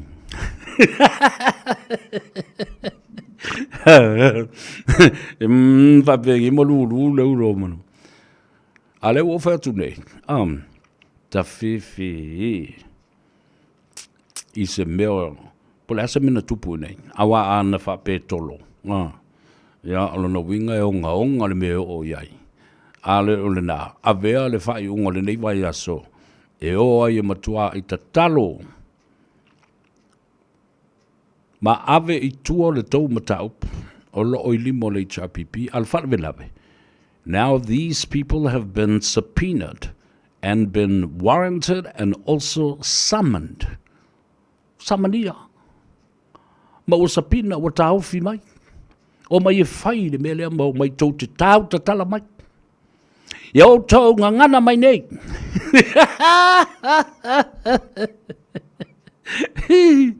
Yeah, van my tali to Will Smith from Los Angeles. Ja, le mau ke kari e ku foi. Le vau polo talo fa sale ola. Ja, malo le soi fo mduia fa malanga talo fa lava malo. O le vau to lei. Mata pupula. Ja, fa pe fo i Sulu, talo fa Sulu. I'm watching you. Talo fa pesta watching you from our village Mota'a. At Taumesina Hotel Resort, Kafifi, Olala ngai whainga. Lelei, whatalo whātu Rita a Ching, alo soi fōmduia, mai koe kiki a misi fō ka aka i ringi asori. Le mea lale nā, wa eli nei e lau ri i le pū.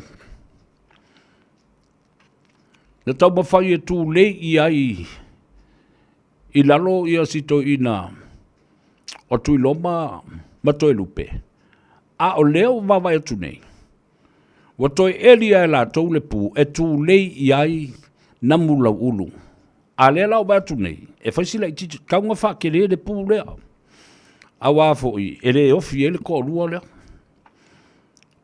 A wa e ku lei whakasia i ai li mongi i. E a maleota.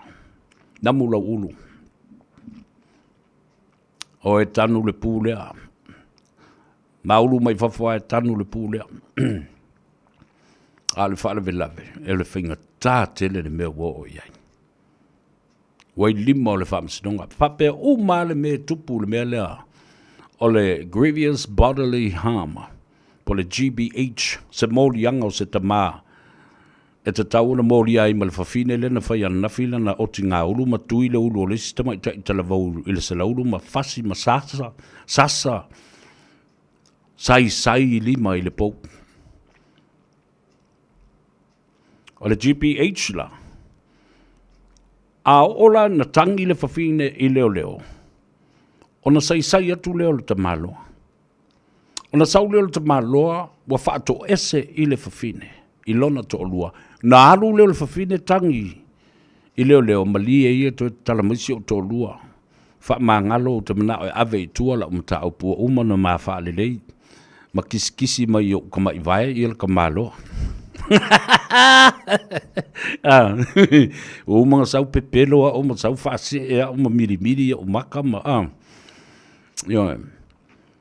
Ma tango i le toe. Au mai i ambeo mea foi o le vai malu ma to o ai mea i na fula o mata. I o malia foi lo loto. Lala tala leo fai ai. No. You will never be able to take this charge away from your husband. It is now a police matter. It is now a court matter to decide. Tu salela man mata upula wari ia no they intervened. Ela kale umaro fiak. Ole loma mawa tui o. Ole faufonga, the conspiracy to incriminate, to implicate. Wai upu ia, ole court. Le nau ta inga ole faufonga ina ia tau leanga ina stangata. Malicious intent and malicious intention. Lalo upu na malicious. E tau mea le whileo la kule mafa le upu ma le onga le makaukia. O le mea le na fau. Malicious. malice, intent. Mawhai tau mawhai e whai se mea leanga. Ia tu wai ei se mea leanga. Ia tau salaina ma tau lea o ngā ina ai le tangata. Ua tau ina ai ua soli le tula fono. Mea la le na tutusa le ma le keisa le al fine le na ave leo leo. Whamaitala leo leo. Shut up mai alu kou whare. Moido. Ele kala re no shut up. Ma puni mai alu kou whare. Ele isa uwhi au e koe ave kunga mka upu lea. Ole mata upu o leo wai limo leo leo. Leo umana wai leo leo ile merenga e kukupa inge kwa papaku o maka le whainga malo. O ye ke mga whaina koe e kakala e koe lua koe whaingisi paku. Mangisi puka. This is exactly the same scenario here. Musu o ilo male. Male whaamsinonga. E toi wha ma mulu le mea lea. Langa e fōringa mai e loi I. O lea ua iai leang sala. Po o se fuanga ma se whaunga. Na whawhau mai tua. Ina ia whāto I lalo to defeat the purpose of righteousness. Le tā ua o le ami o tonu le mea lea. Whawhauanga. Ia le nā ue lo, le tala le tusi. Le la au ana whawhau e nā manu. Anga koe kau e ale o whawhai o la. Koe kau e ale o whawhai o ngā manguinga. Ia le nā. Se manu Mikaele Teofilo. Tālo whalava malo sui whamanria. Ia whamai wa mea o mai ana plan. E sao le me avito. Mea la le nā. Lea ua wawa ai tu nei iai. O tupu ai le whaalawe lave ia I lato. O mea ia na whau. Wa toi mi milo le mea tau fo le boomerang le wha o ngā e apoliki. E lele wha penei a e wakwa se le ai kalinga o le mea le. O le mea le mea fo le kangalu. Ko e fo I maila ia leo. O le mea I. O le boomerang I le. I le tangata le na veloa tua. O le mea le a upenga. E tutuli ai ia manu ai vao le vao.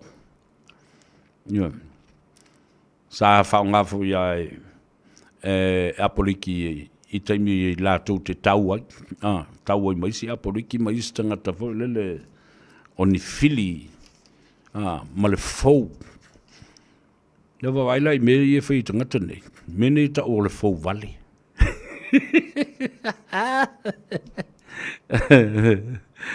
Whai mai ia o kuini whetalainga. So I fumanuia le ataua sa vea whaftai mo le porkalame mafuta atu I lalo maunga. Ka o kai talo whai ia malolo sa I fumanuia. Ilo tātu ainga tangalo matua I lalo maunga.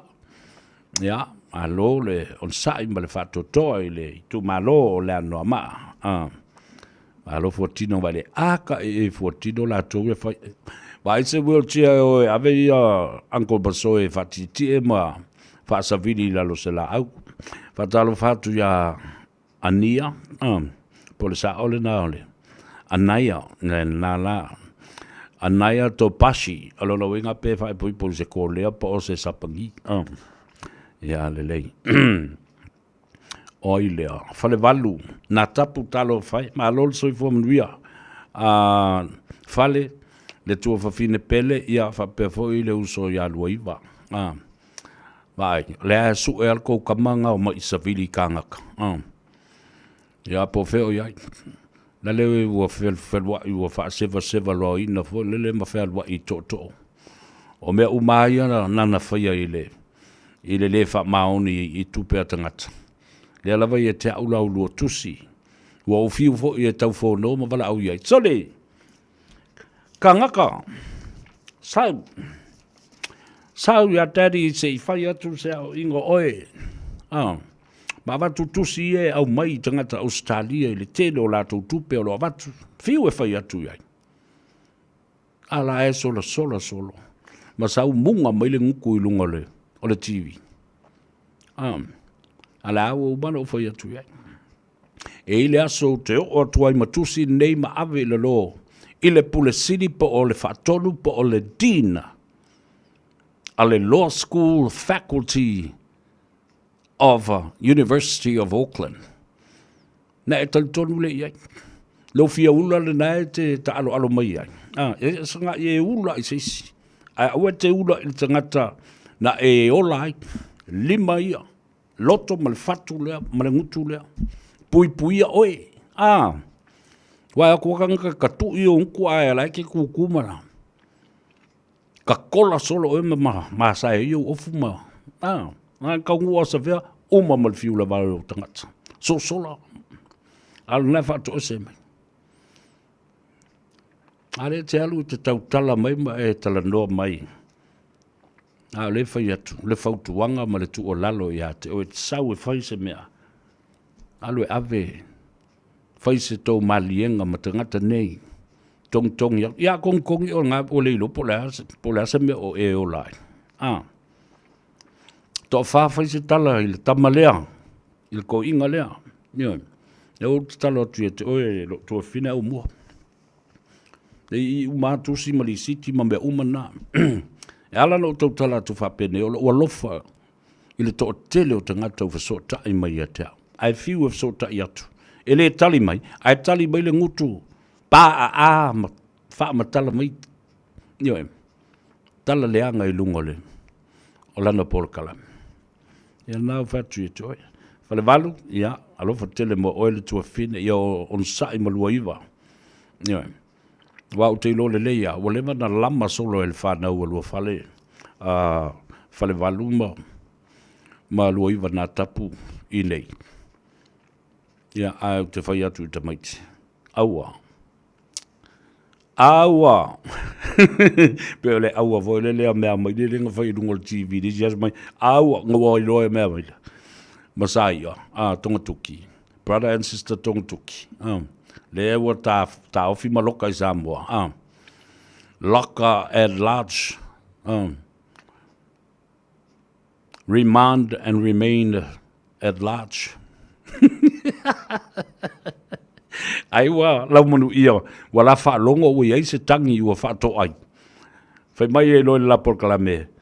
Ai kou ngasu ma tau mea na aua, oe ave tua tau mea na, aua le tango, aua le loki, ai aua. Yale na le ua. Wa ave tus folau i o le ofisa o leo mo le, ai o saini, te saini kai whawhia ya. Saini re kai au, koe saini le uri, koe saini le afiafi, aso la whara wakoga isi kala FMC e kasi a ngale aso whalei le saini. Ai wo le so saini. Ya le lei. Alo tali pe se ava noa tātou te talofa ai ulu. Ya pe foi tu sa mau fa mai. Pe o mo mai se tala ile au intervene. Ile electoral case. Thought it was 10 a.m. but now it's 3 p.m. It's already 20 to 6. Leo to lus fulu minute tale le tu lai ono tu samau. Ale alava ile mo mista tu tala. Ya. Tofa boys ba lole so fumria. Ya, ma uto uma se tu falta to por kalami to tele yo tangata lo fitali ma fia mala malamba ile bele tu lai mai nei. Auto sila la ina mele o tu la mai nei.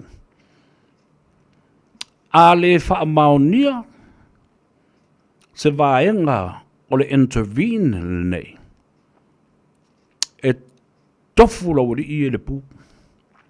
Yo. E fa le nga ina le mata upo le ropipi o le fa la lave fu ma kolosi pisi fu i de vale. Ai le ngate le na. Tau ai fangu o le tofa ya na mulaulu. Tau o tuai mafangu o le tofa ya le ala limon. O le mea la, ele ngata la o i le whaamsinonga, ele contempt pe a whai e whaasala ina ma whaamaunia. I le whaamsinonga. E o atu i o, ele i tu vai o le pale mene, to e whaasala foi. contempt of parliament, o sui foi pule o le maota, ua wha maonia.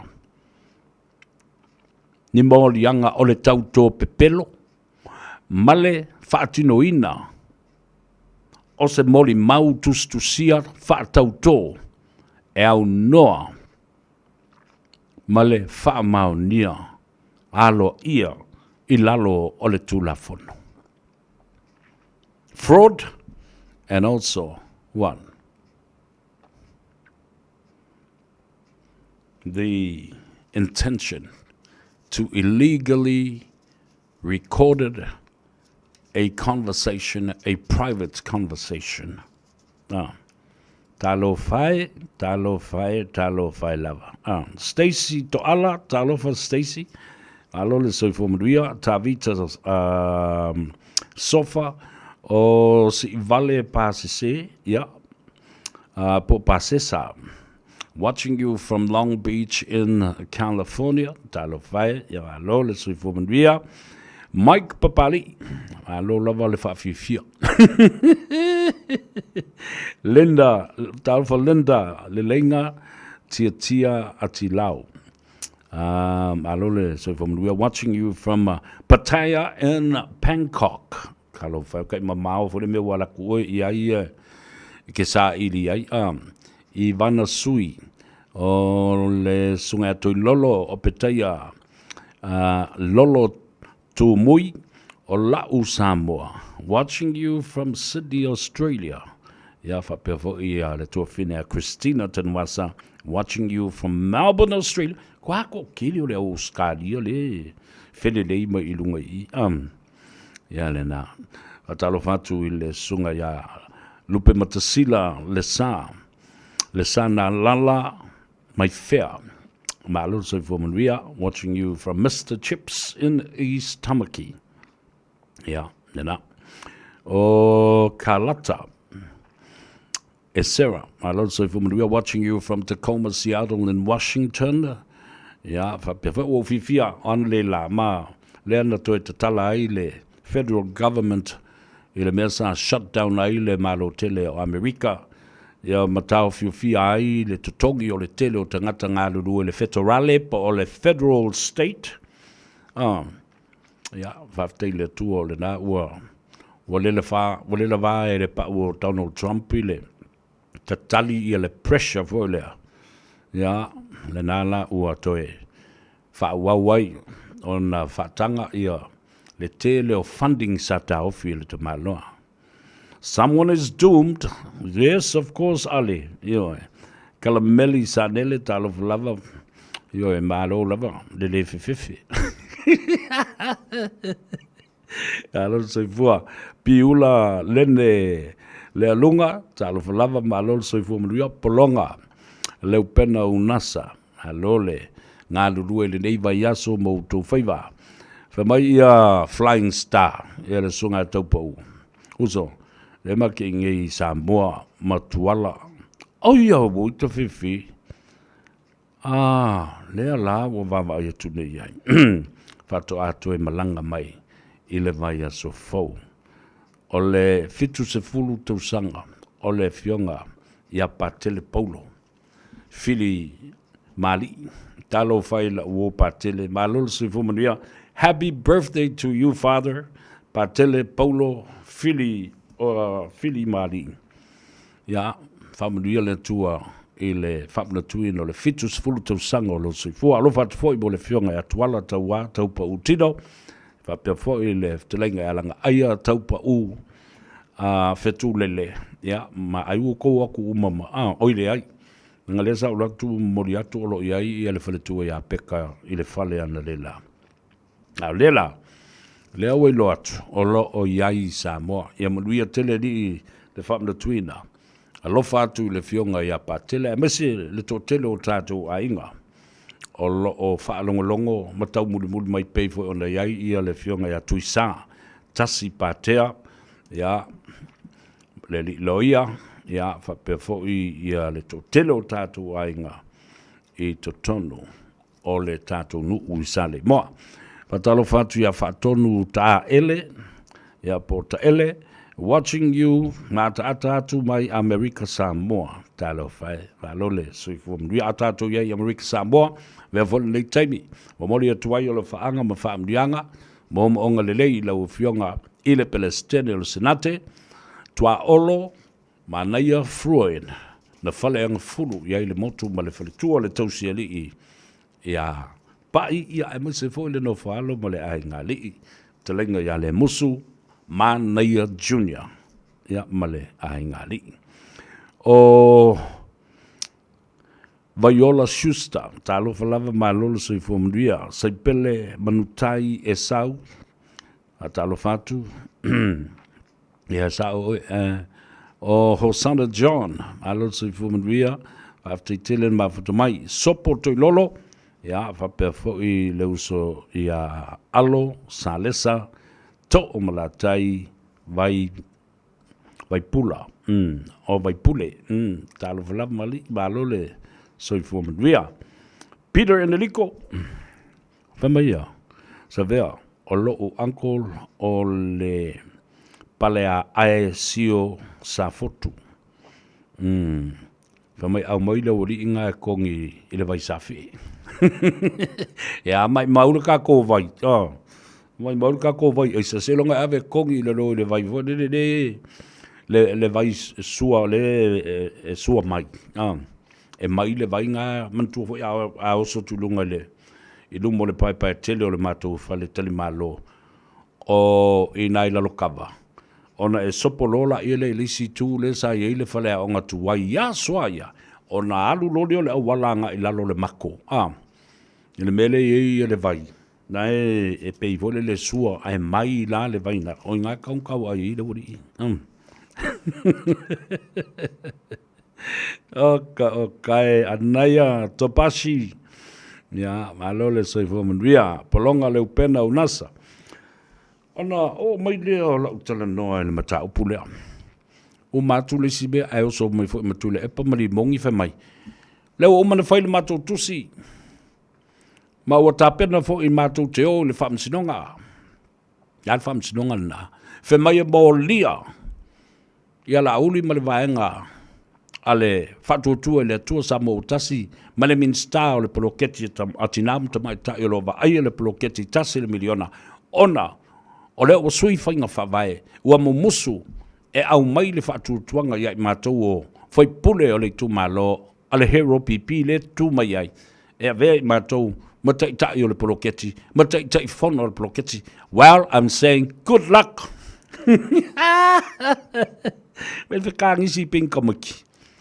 Ale nga fei ka ngai ya malalau makauemu faleanga le poloketi. What now? Why are you crying like a baby? Na bo to fe tangisi e pe o to ni tamaiti. Wa fao se se meta alo. E fuala ye, wala. Fai tala ele anga vaala uri le paremia ele songi fo i se paremia o to se sele e fa fonga le tu to tala mata ngai le lafo le sunga la se longa sui le me o so me le la se longa to fio fa lu mai Yesu baba ai i tala e fa tusa i ai. What now? Tu lunga mai, e ala watu mai e wha lawi noa. Le whafonga of the life fo, ma le sui fonga of the life. Le ua o mana sau no mai, le sa wapito. Tu le epa marimongi, o mai lo e wakule. Ko finga ngale, ko fi mai o kou ngā, ia se kako fonga whakalai. Mas kako sui fonga whakalai. Ta mi milo loa, e whaile su ngā tupe, i lunga, o to finga ile i faa e ina ma faa pa ia ina. Ma alo ia le tu inatu. O i Sydney, o i Australia. Mai ne.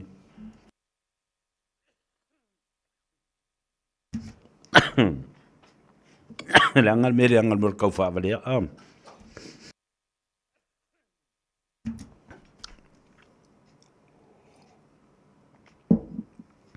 O atu i Samoa. Pale fanga pasi i lea i se fong of the line. Fiu e o e su le fong of the line. Ina ia tuli le fong of the line. So e atu Ile api tu la fono. O le whaavai o le atunu. Le ai ma se mea o iai. Ma se tu la fono e mawhai o na tuli le whongwhtalai. Kua I māmā mange nge whee. Le whongwhtalai le sui whongwhtalai. Oi, le teimi. Le a whaalawi loi le lua whelu sfultasi. Le na vatau o le tasi le miliona. Tu la I ane. Le whaatala no ina o ni mongi mai.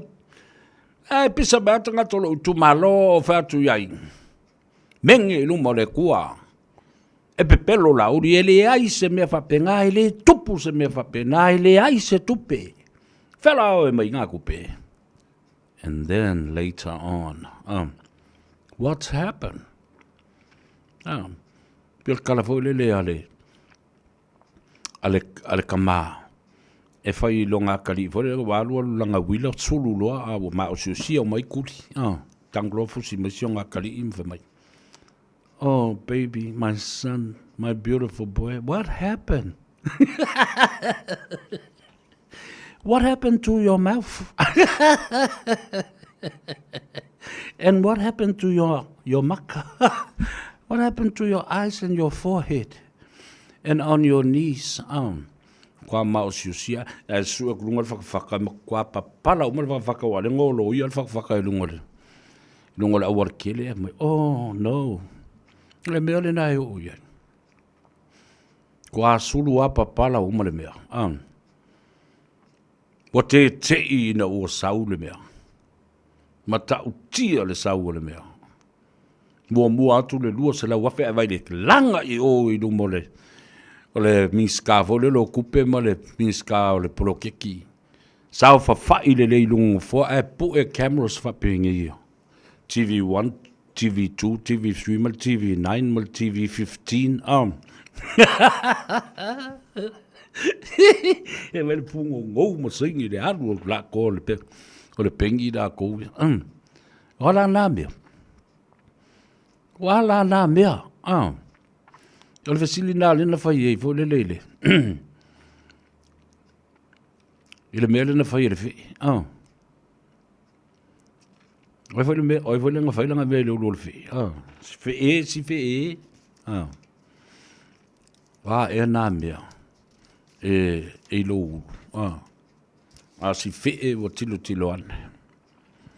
O le malie lo na loto I le mea ua whai. Wai le malie I le milionga kala.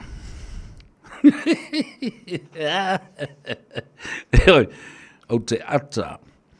Ta au toi tō manatu, ma toi wha sa vali, ma wha tepa le atu nuu I mea na whai e tangata nei. Ma upu e tau te taru, tole epa! O ma le tātou whai ngā bārota e le vai aso lea. Toi tū la I mai oe te tai o le paramia. Toi! Ewa I whi e ia kam. Toi tai tai oe. Sui paramia. Ai leala.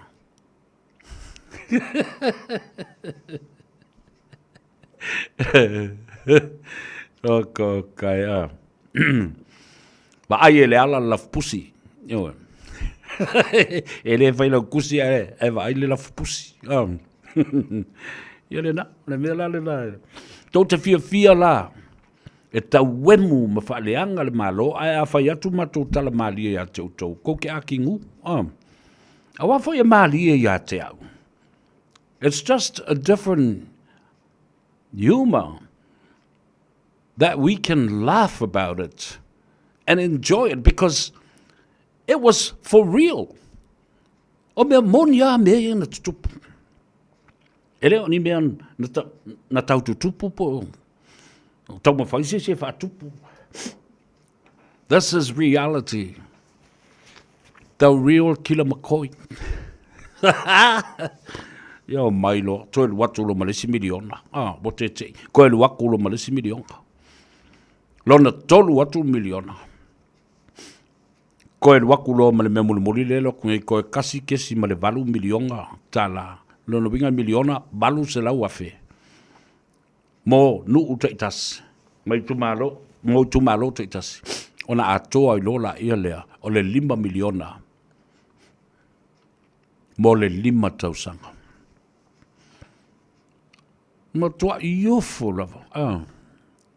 Umana mori mau I eitu le epa, a pepelo, tau faa see, tau faa valea, whemea mai nei tupe. Aia. Mea le nai tāua I tele ia te utou. Supporters for I ale hero PP. Listen carefully. La fa whena utou tau mulimuli ai pēr, ma tau mulimuli ai pēr.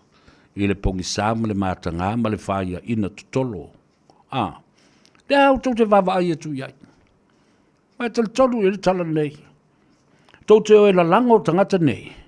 Ai polonga ai o tau mawhauwhau. Ale mea au te whawhitai ai. I le fionga le li I pandemia, ma le whainga malo. Lea o tūlai mai. Le paia inga le nei lona sfulma le wanu. O mea uma o lo fufua, o mea mole atu nuu atoa, mo Samoa atoa. Na pau a whainga whawai, leo o talitonu la uri o lo watu pe iai le tu o lalo. I lana whautanga. Ave ese mai. Le tofi o le teitei whono, mai whaipule I o le IPP. Ave se. Ili mana na oi in the first place. Why now? What now? La le mea lei ona. Tau whaleanga. Ale le ua whamai. Se whamare bole koe au mai a. Koe mai kasi a. Koe sau kasi a pio le pese vore le kisi. Koe sau kasi a. Nele na. Le la au ana whauena. E koe ka upe ia I ngā le ofu vai o ngā mang. E koe swing ia I ngā ia le ofu vai o ngā mang. Then, I mean, I think these people are not ashamed of themselves and what they've said in the past. On record, on radio, on social media, on television, even in written press. These people forget what they said and expressed. Wa ngalo ia I latou, o latou talaleanga, ma latou taufaleanga, ma meo, o latou valo anga, ma latou moe mitinga sa fai. Ai wha pe vale le tunu oi wa ngalo fo I le aku, ngā mea. Au te wha manatu, ma wha manatu o tu pēa. Awa fo I, ua aisi leisi mātanga, I lungo leisi māsiasi, ai tau te le māsiasi lava. Nā le tau mawhai ai pungi le māsiasi ma le mātanga. Ai o mai ai whai. Ia o mai pēsi I whai.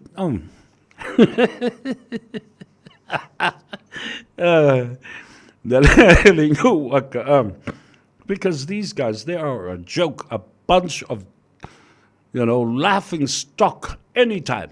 To me, au te matua I ata I so se teimi tau tala, ma tala noa mai ei tangata nei, you already know the outcome and where this conversation is going to lead. Hello leleia. Na refa mai ia leleanga Bonifacio. Mai mātou tali e atu le mātou te nei sāti toa I ale pata matamatangi. E ama mātou tali e atu fo I le pora kalambe le atou sa vea I le nganga I fo Faiva le nei a fiafi talo whae o tātou ainga uma I atua. E a whapea fo I lātou mai le matamatangi. Alofa atu mo o tau uma. Ia le ngata I na lalo manu o lotupu o ina le atua le pata atoa malai la ulu tongia no uma mafio anga o le tātou ainga I le atua le pata ma I la tau lo mafuta mai ei le tamai tai o le leanga Bonifacio ma le ainga I inai sati toa.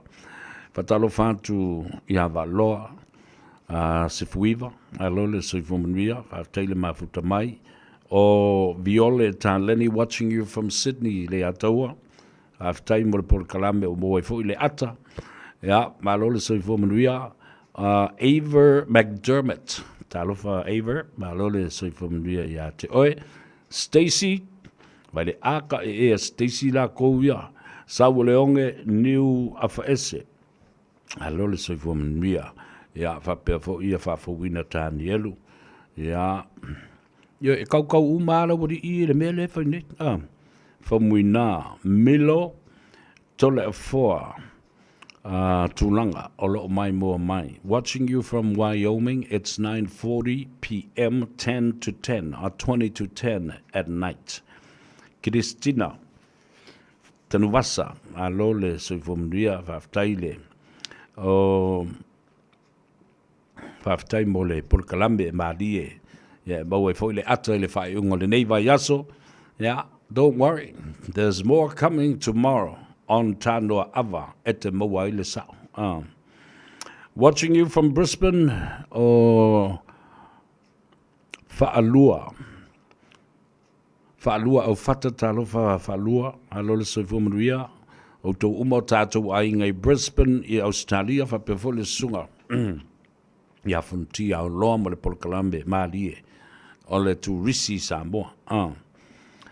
Lena, ai le pata, malo le soifumria, o fele mai mo me Brisbane, Australia. Tele le au stadia le Hosanna John, malo le mafuta mai, ia, le lei. O le au tātou whātali lava. Ai le o mo mai lovers tātou tala mai, mai le sui o le tātou Radio Samoa ia pia. Ia le tamaitai ia lilo mai ava mai na vai. But don't you worry, if we don't get it today, but those were the things that happened yesterday.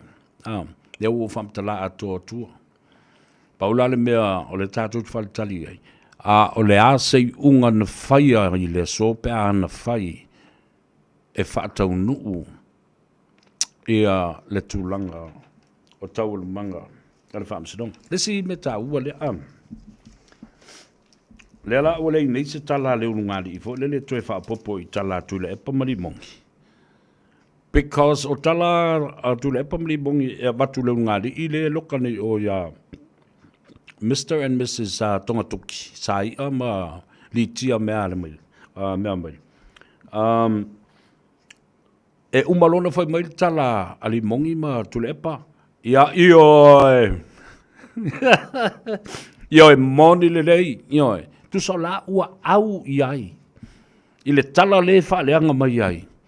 E tulepa ma li mongi lauri ma le whainga malo. Mai ioi moni le lei. Moni oi. O le si mea tā ua le tauna wha malama vole. O tupe o le tasi le miliona. Ele oni tupe le malo. Ele oni tupe le malo. Let me say that to you. O tupe le tasi le miliona. Ele I wha pēr watu.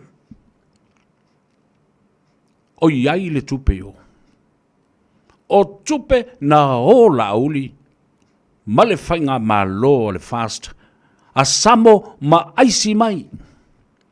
I tātou pā anga. E whasosoani I le tātou pā keti ma le tala whatau o le tupe. I tausanga uma. The money wasn't there in the first place.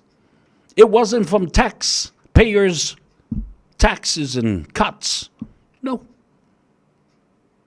O tupe na ha Samoa I le whainga malo. No soe. Ioi. Ele tupe na le malo na ye mumua. Ai o tupe na sa ili ma Samoa mai ai. Le malo fo le fast. Le wa au mai lo. Wa ta'u lo le fast o tupe le malo. Ale te mo le ai ni tupe le malo na ye fa pena le telo ni tupe tu fai fa pena. Me le popoko ai si. Ale me le ta o le ai si fa tamali I ai pamu fa tu la fale.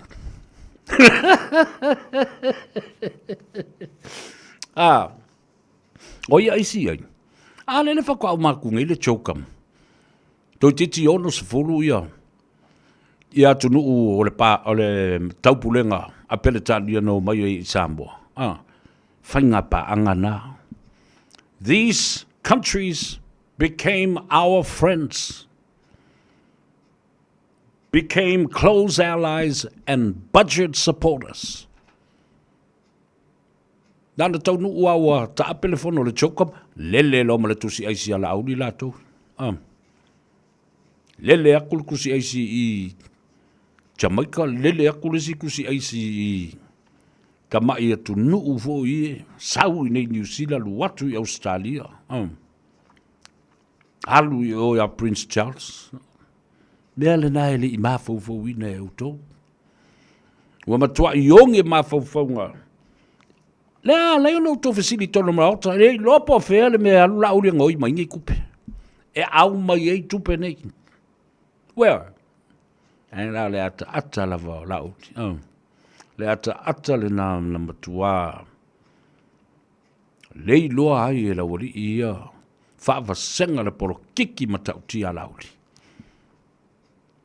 Tūlo I lunga ma lauri, le na alua ma ave le master plan.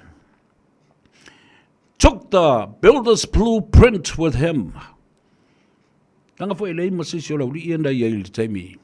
Na fa'a vai ai ma fofoa le to ala whanau o le hero PP. Ta whaiwhi au ai le tama leo lauri lana solo whano malana apa whano malana walusanga.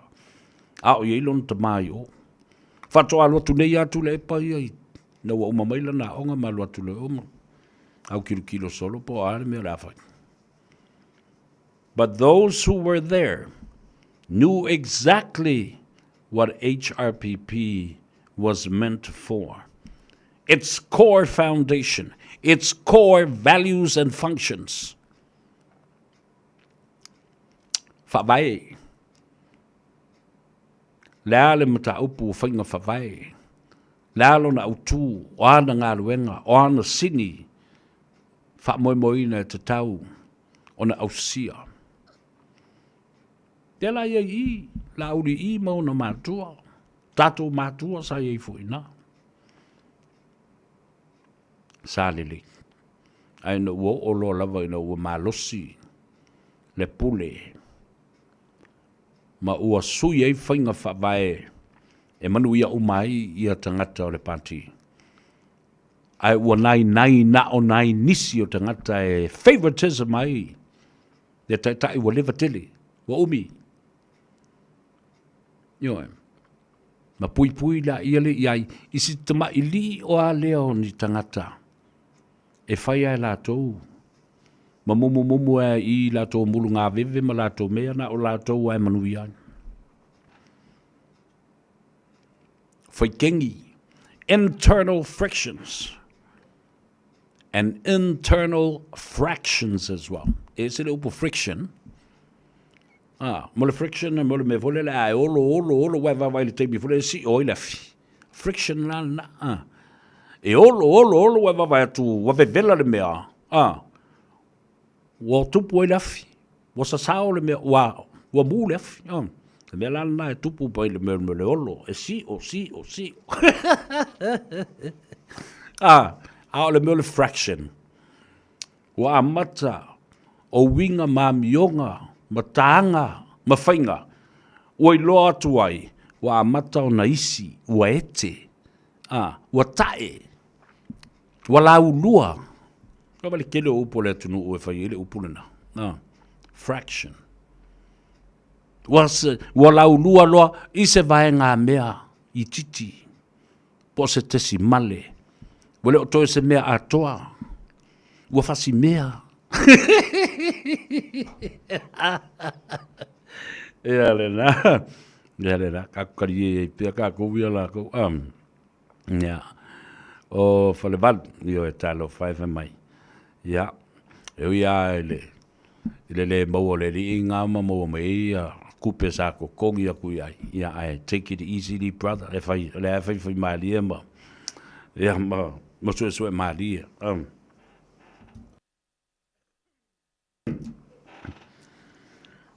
Lena, le Samoa lena, ale sunga lauli al maria toa ma le fatuatua le atua Samoa utas. A Samoa, aisi, talusanga.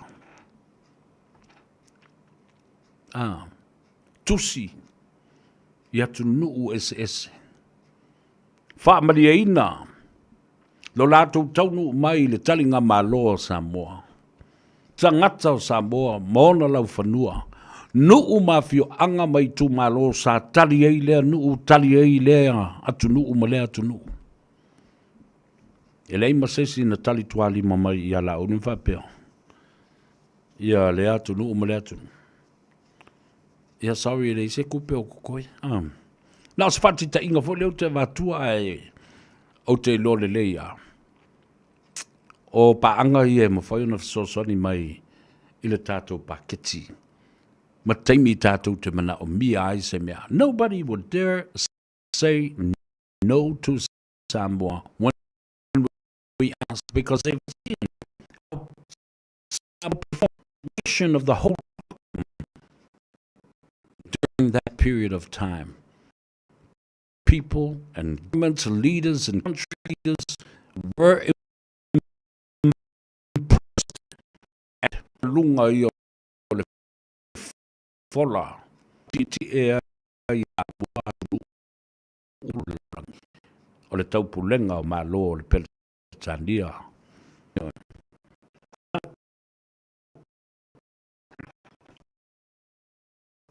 Mai fesi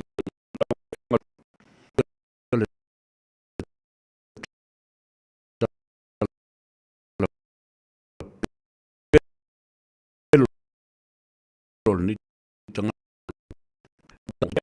tala le o fa ta ma fa tunu ato se miliona no fola ele mongi la tu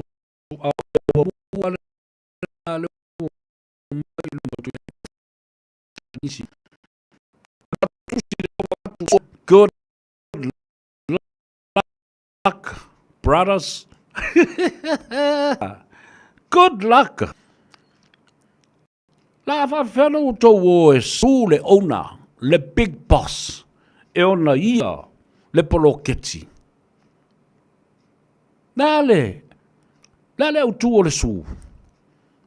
Ona o mumusu e vatu o i o le ona. O la tau e pule i le poloketi. O la tau e ona le poloketi. Na whanau o tuai le poloketi. Le pepe lea. O le tasi le miliona tala. O i la tau la fua e tu le pepe ia o tau e le whasusua, le whangale, suia le napi.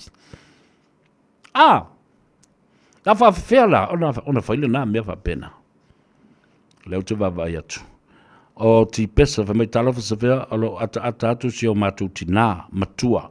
Walu sifulfitu tau sanga, i lau kalame me mātango fie. Matamata atu i le vina, o aile ingol lo matua, tau mai se i whaamanui atu ti pesa i lau tina matua, i na i le vina ma Palmerston North.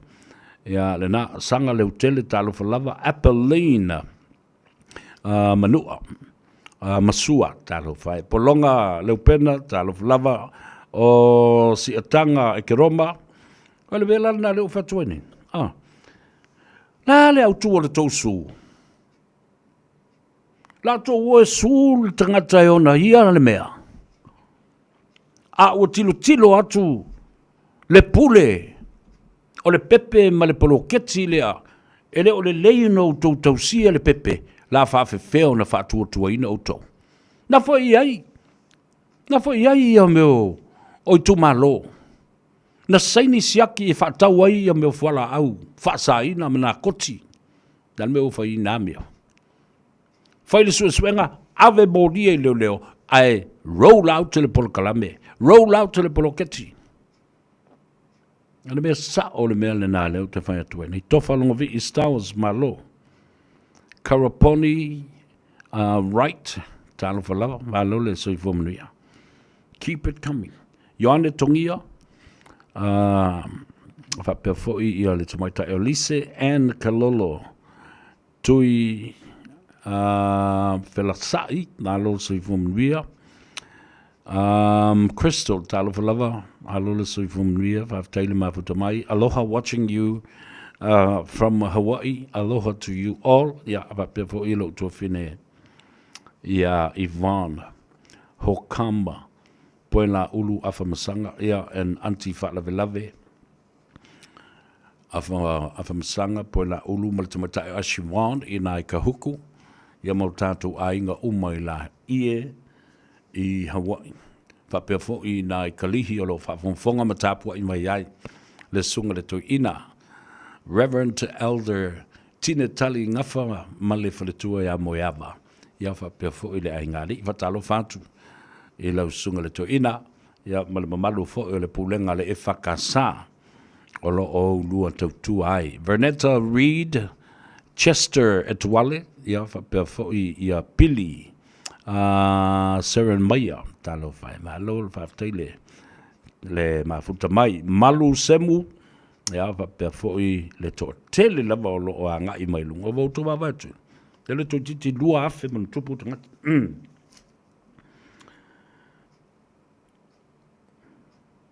ole mele na fate ia ole city for le tonole ole mount of honor I would te in a roll out to the million Boa to saini mo le lua se la wafe fai ai ia le fale o le fono fa vai ia mo fai ai tongi o tangata fo ia le wanga lu nei. So if you look at this project of $1 million now upgraded to 2 million tala, what a project, what a way to disperse the economy to all our people. What me ta ulena? Ia ngalu lui fatasi tangata umo le tumalo. Amata ba tabati se yo le tupulang talavau se yo tabam tina matua. Se yo le pulenga mamalu ali ima fai pule. O te ita yo e kalesia, te ita yo le malo. Tangata fai ngaluenga le malo. A lea lava e fai le fatau te. Wale si melna leo te whantu, tala noa toi fo itaia. Pāwa tātou sila tilo matoe tepa I tua. Ile matau tia o mea o le le mawhai. O na ngalu lue whatasi. Le whai ngā malo fau, mata ngata whai ngā luenga ale malo. Le mawhai. Lea lava. Le matau wale nau te fia papa I ai, awa. Au te wha manatu pēr I a te oe. Le wha whonga mai le fionga le ali paramia. Ina ia matua I malama lava Samoa, e le wha whita uli le tūlai mai le teimi le nei. Whea ngai pēr mala uli al mali atoa le ali paramia malana whainga malo. Sa uwhai atu e le mawhai. Le whainga malo fō. Matangata whainga luenga le malo. O na ngalu lue whatasi pe a whai e whatau te. O tō wawa i le matangale na whai le vasun te nei I le press conference sa whaia a le fionga I le sui paramia. Wa watu le la unga tātia I luma o mai ia whaululunga matanga luenga no nofo and flank him on both sides. A le whatatale atu schedule o mata upu e tala no ai le fionga le sui paramia ma le teitai. Sui teitai. O le atunu uatoa. Ai maona maifale I le ngutu le tangata le whaululunga le matanga luenga. Maona I fo I nā le lemi ngau ma le whaaloalo. Le mafau fau. The mai tu e pe no foi na se lo pena te lo fai se mea. Se I sila ia. E atangia mai I. Le na nau malalango pe o tangata nei. E tau tua tu le apa. E ui na wale o toi tu malo. But the man still pulls strings from the necks, the hands, the brain, the intelligence. O tangata whai ngā luenga langa o lewa tau sanga o ngā lua I lalo o tu lepa. Ia la te whantua. Nā lawa I la langa o ni tangata I atu lepa e wina o toi tū mai I le HRPP. A sila la sa boi le whateita inga leo te watu nei. No, o le taimi o le whainga panota o le lua whelos fulmaritas.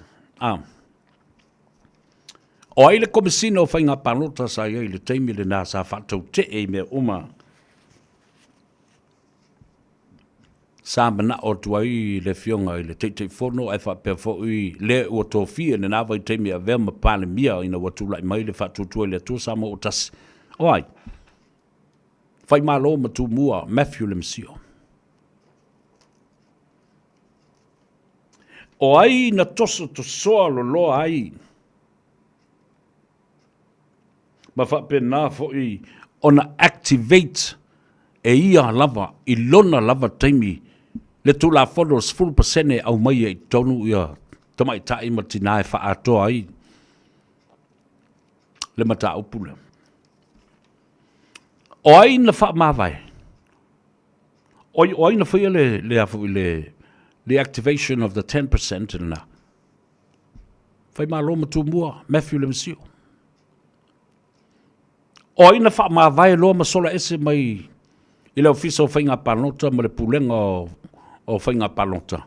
Ai alu e o wha e i fo iai, le sui komisina, le sui pelestene o whamsinonga whanua maswafu. Whai malom tu mua, Matthew le msio. O tau sisila ye.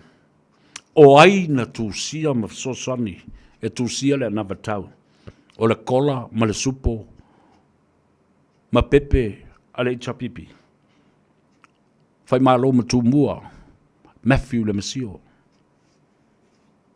Oi la lewa ave nei malo ia. Ale chapipi. Whai malo ma tu mua, Matthew le masio.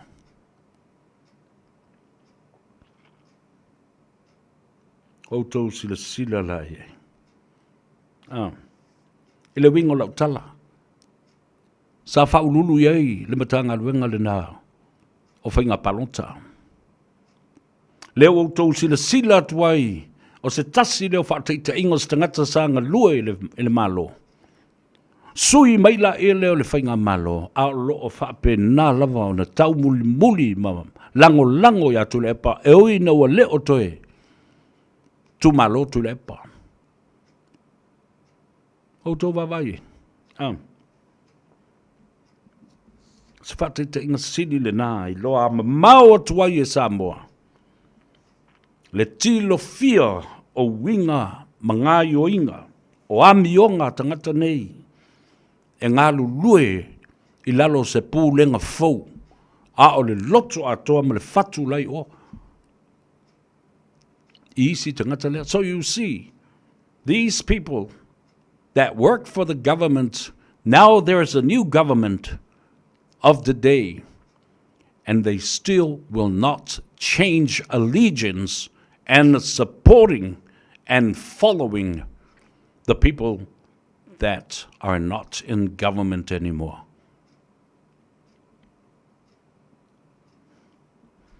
Es el tau o le nā mea a. Ele na o whai maro ma tu mua la. Matthew le msio. Se tangata whai ngā luenga na whaululu i eise me. La e tofu ma isi ma tā ngā luenga. How can you do that? Alme o tō le alo rofa ya Samoa. Support the government of the day. Tu ulau tō porokiki. O mai e la lango. Ma tau tua le mā lo fau o tūlai mai.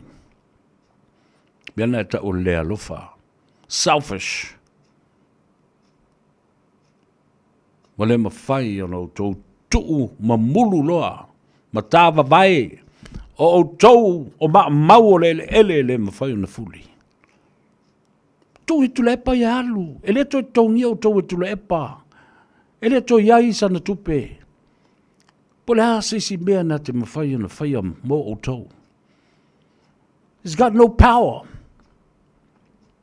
This is all he's doing now, is being a grumpy old man. Complaining.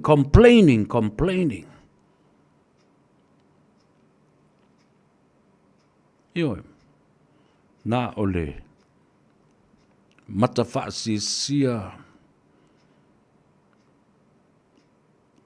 Mawhaitio.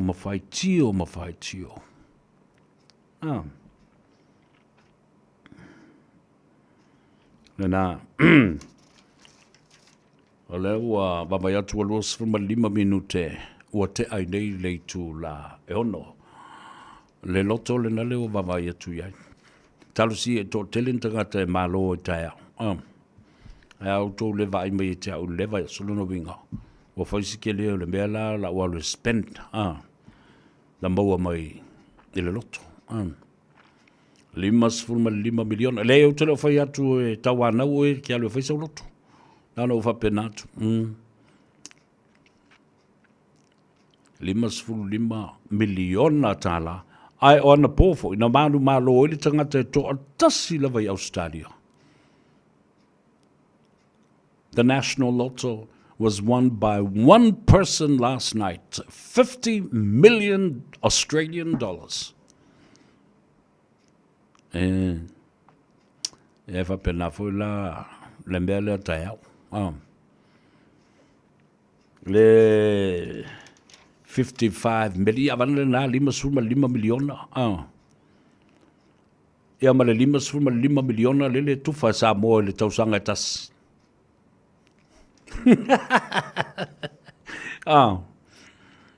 Lima se lau miliona a tufa le tausanga tas. Lua se lau 5 miliona. If you look at it, my goodness. E mata utia, mawhauwhaunga, male tō whā. Ale sunga la huli na whai mea nei. And now, as Tula EPA and HRPP is running out of time, we've just started a new 5 years till the end of 2030. Another 5 years. Tanto mo se telo ni se lo boli e fa ma vai te tai uma 5 tausanga le. A fa ma vai foi la fisili la le me atu o e tu la epa e fai ma me alofa ma me manatu ai o e lo vai tau. Nothing. He's not the Prime Minister. He's not going to give away a ministerial portfolio, a Prime Minister position. Na pawala na me mwhaina tui o le te tai o le tuangai.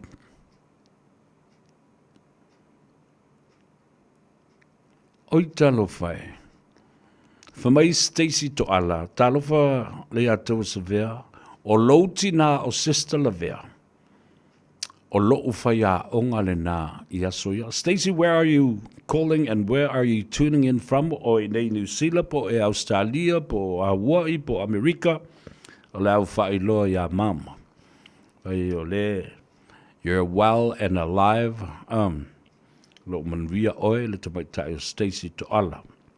Ia, le lei whaftai. E sa lo fifia wa wai nisi sa a o onga, mawhai a onga i ia si o mātou tina. Ona e tā ua tele. Le nganga fifia ma le nganga whaftai. O nei ali i ma tamaitai. Sa o ta wina i le Iron Fist a mam. Mawan matina o le vave i o lima. E te wawa ai lo le atui le ofu vai wai mau te whae ngoina lava o mātou tina. O Charlie, o whapale, lona ingoa, fo lea tawala au tamaitai.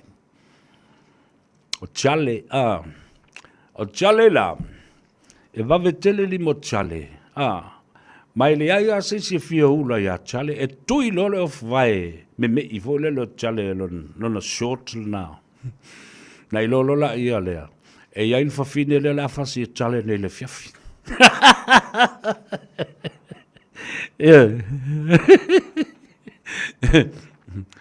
O vinga na whainga o fia na matu tina.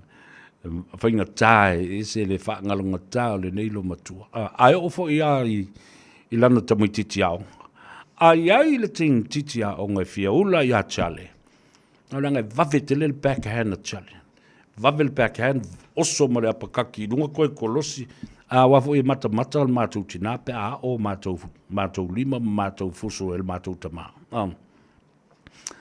Ia el wakwai fo ala, ia leo lo makua kui poroku ia e ngā ma ola na soa malana kalua mo me. Ia le nala, a fasila elu tina ia se tene titi, fo lele o matua ia tene ole vasenga lo matua. Le meo le whaalongo ma le ausu stai whaiao, ia sister levea. Ai alu la ia leo le kenge kiki kangi long kinga, ia sae mai lo malong kinga, fo le malong fulful lele. Ia, e wala au mai ma saksake mai i a chale. Ia sister levea, mai rosa ia... Whai mai le tala le matutina iai. Foi. E whio lolo lau tamara lea na le pō, ma le pō, le lua pō na pō ai. A o oe. Kia lakulo i ngā whaale la vāma lo. Pa, goilo. Ia. Pea mai Stacey sa mātou sanga whatasi ai ma si autua whine i ala te whale. Oi talo wha. Ia lo manuia. Ia le sunga le papali tele. La Tafale Marilyn Levea. Aloha to Stacey, where are you? Are you here in Auckland or in Australia? Patalofa to le ngoa matua. Ale vena ale. Ia mo o ainga. I to amua. Male mamalu fo ia. O le tausi ali i mai se fo i le no falo male ainga li. Fa moe ale. O te tatalo i le tua ina ia maua lo malos. Ma ia maua pēr le tō whāma le whau tanga i lau whong. Whai mai ale. So i fua manuia sa vea, whālongolongo atu fo i ma le toa. Manuia tele le pora kalampe. Ioe, whawhitai le ngoa matua. Le li whai pule o le tu malo. Ia ma le swimming star fo i o le soi fua malolo ina. Le tu malo whale ata le wha. Ioe. Mai susu atu i le whakawhaka fulfulu oi.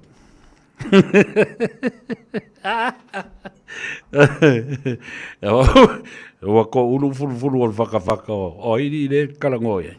Fui ono tupolo talo fulava ma lol soi fumanuia o aloma mano ia whapea fo i Susana Philly. Ia le na ua. Whamai, Tula EPA and HRPP are to take matters to court, not having HRPP members to be the chairman of the Fono Faiva and the $1 million project. Ilela ufatu. Famile talala tusamau. Do you notice, Leatawa, that the role of the opposition has been dramatically changed by HRPP as if they are still in power? An attitude not accepting electoral defeat has run so deep that their mental capacity do not want to accept defeat gracefully and graciously. Yeah. Lena, kere lopo inga ngalili ingia ia semose. Vai vevela ele mea ngā ole ingi fulu ole. Ingi fulu ole mo. E seta Josefa, a lole sui fumanuia. La tatu ue tale pese lea. E moli atu ai alo whaanga mo lau fionga le ngoa matua, lau fionga le swimming star, lau fionga fo le tofi o le tu malo. Wau te lo mo i tawhewhe. Ana mā losi le tō whai le ngoa matua ia. Ale vena ale. O le min star sa o ana o leo. Tali lo ma le mana o i fo i mongi whamai. Lau sunga lau le mali ato, lau e min star ne o leo. A mai sa o a leo le te mile nek. Mai whansusuanga. Leo vatu li monu. Awa te papole. Awa te pole vale. It will come. They will come. E ke i awa kuku. Yeah. The Lauli spoke of bringing these special task force, forensic investigators, and police. They will come. You should be sorry for what you were wishing for. And you should be careful of what you wished for, they will come true. Ia nai whapele, angai loa au kere kaukale nge me ma ulfa mga kue o le fu koe wha ma ike i fui. Wa koe la ngonga mai ia la wari ia. A mena e tupu me le oso vale. File mu. Ia e mana tua lava nei fo i ta mai ia. Nei ngō matua ia ale vena ale. Wa tasi lea ta mali i o mai, wa mori mau, ma mai moa, ma mata mata, ili teimi o mātou ta alo, i mātou nei o uso uma, o uso, o nei, o le sunga, o le li o whonga mua o le vai maunga. Namu lau ulu Hawaii, le vea.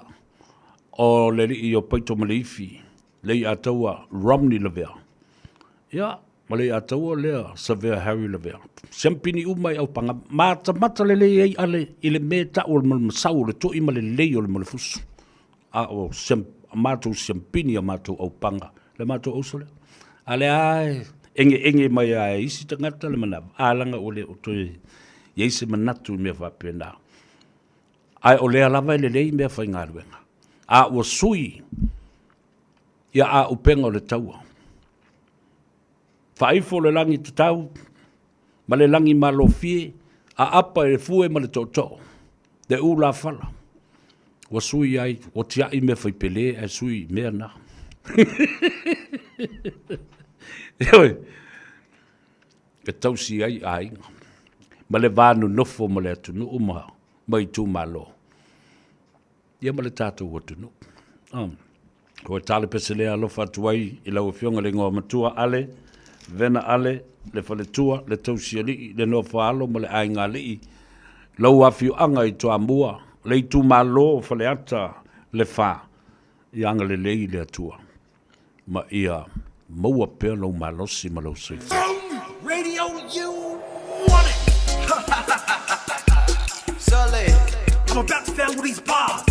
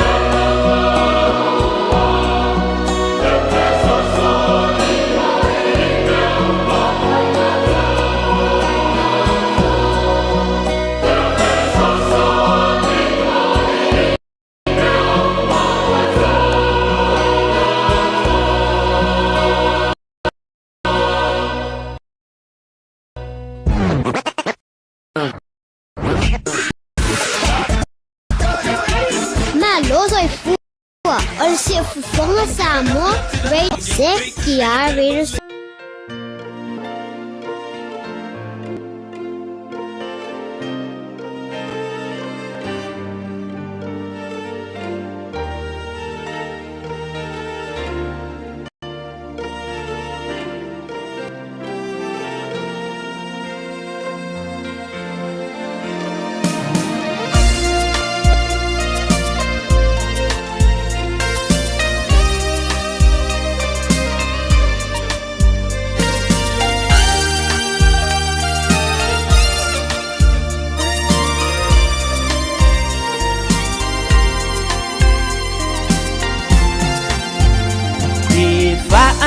Fea ona o ava tu sitawi mo o etina be a o mafufau ilo walo fa ua o ilo a ilela telefainga tamatinga iala na etaua samai ai etele solo muli ina ia o la mai be afai ia setina se a se si mea o te mana o ia be afai ia setina se a se mea natile i a mai ua o mani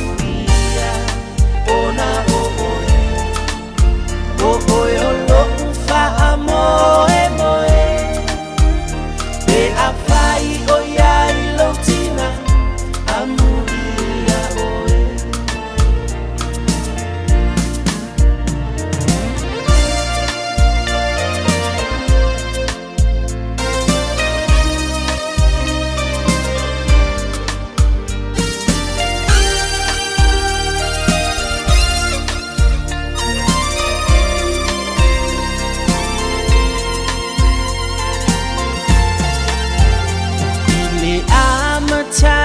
taua tina e maiolo tatou ainga lo loto telefina wile ba o malesami ia so uma lo alofa maia imato na sua malie ai lo la polonga lo na una ta ola ilesa olotonga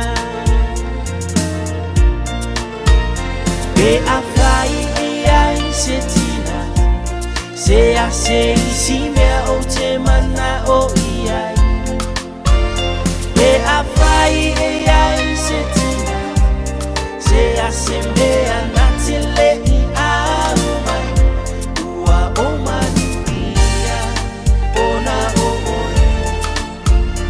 Oyo fa moe moe be afai o ya lotina amuria oe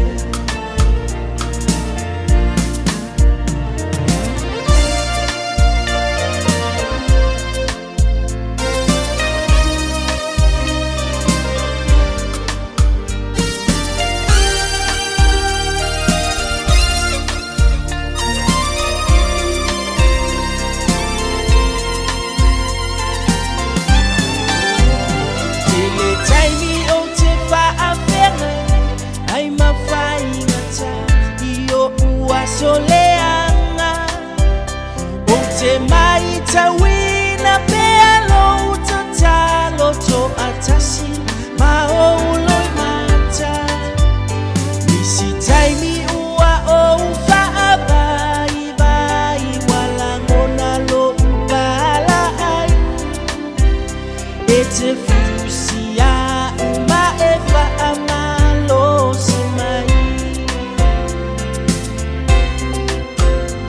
e a fai ai setina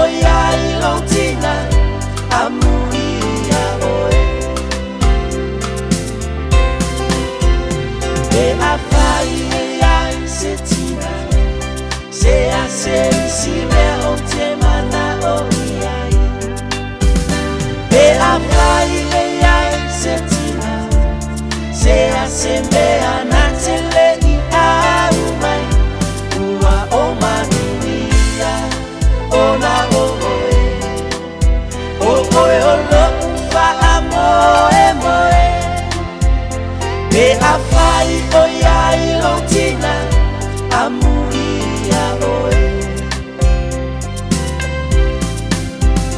pe a fai o ia Lenato Brothers winga le upo le pese o tina ia a mafofau le tina le no foma sai le sitama I tina ma oti le ulu tui le ulu le meo le se laulu sai a ka I le la au ka kui ka po o ka fifi iso le whainga ni tangata ia ia toi ngā tinala ia tātou te mafofau iai po le ale toi ngā me whau iai o lo liu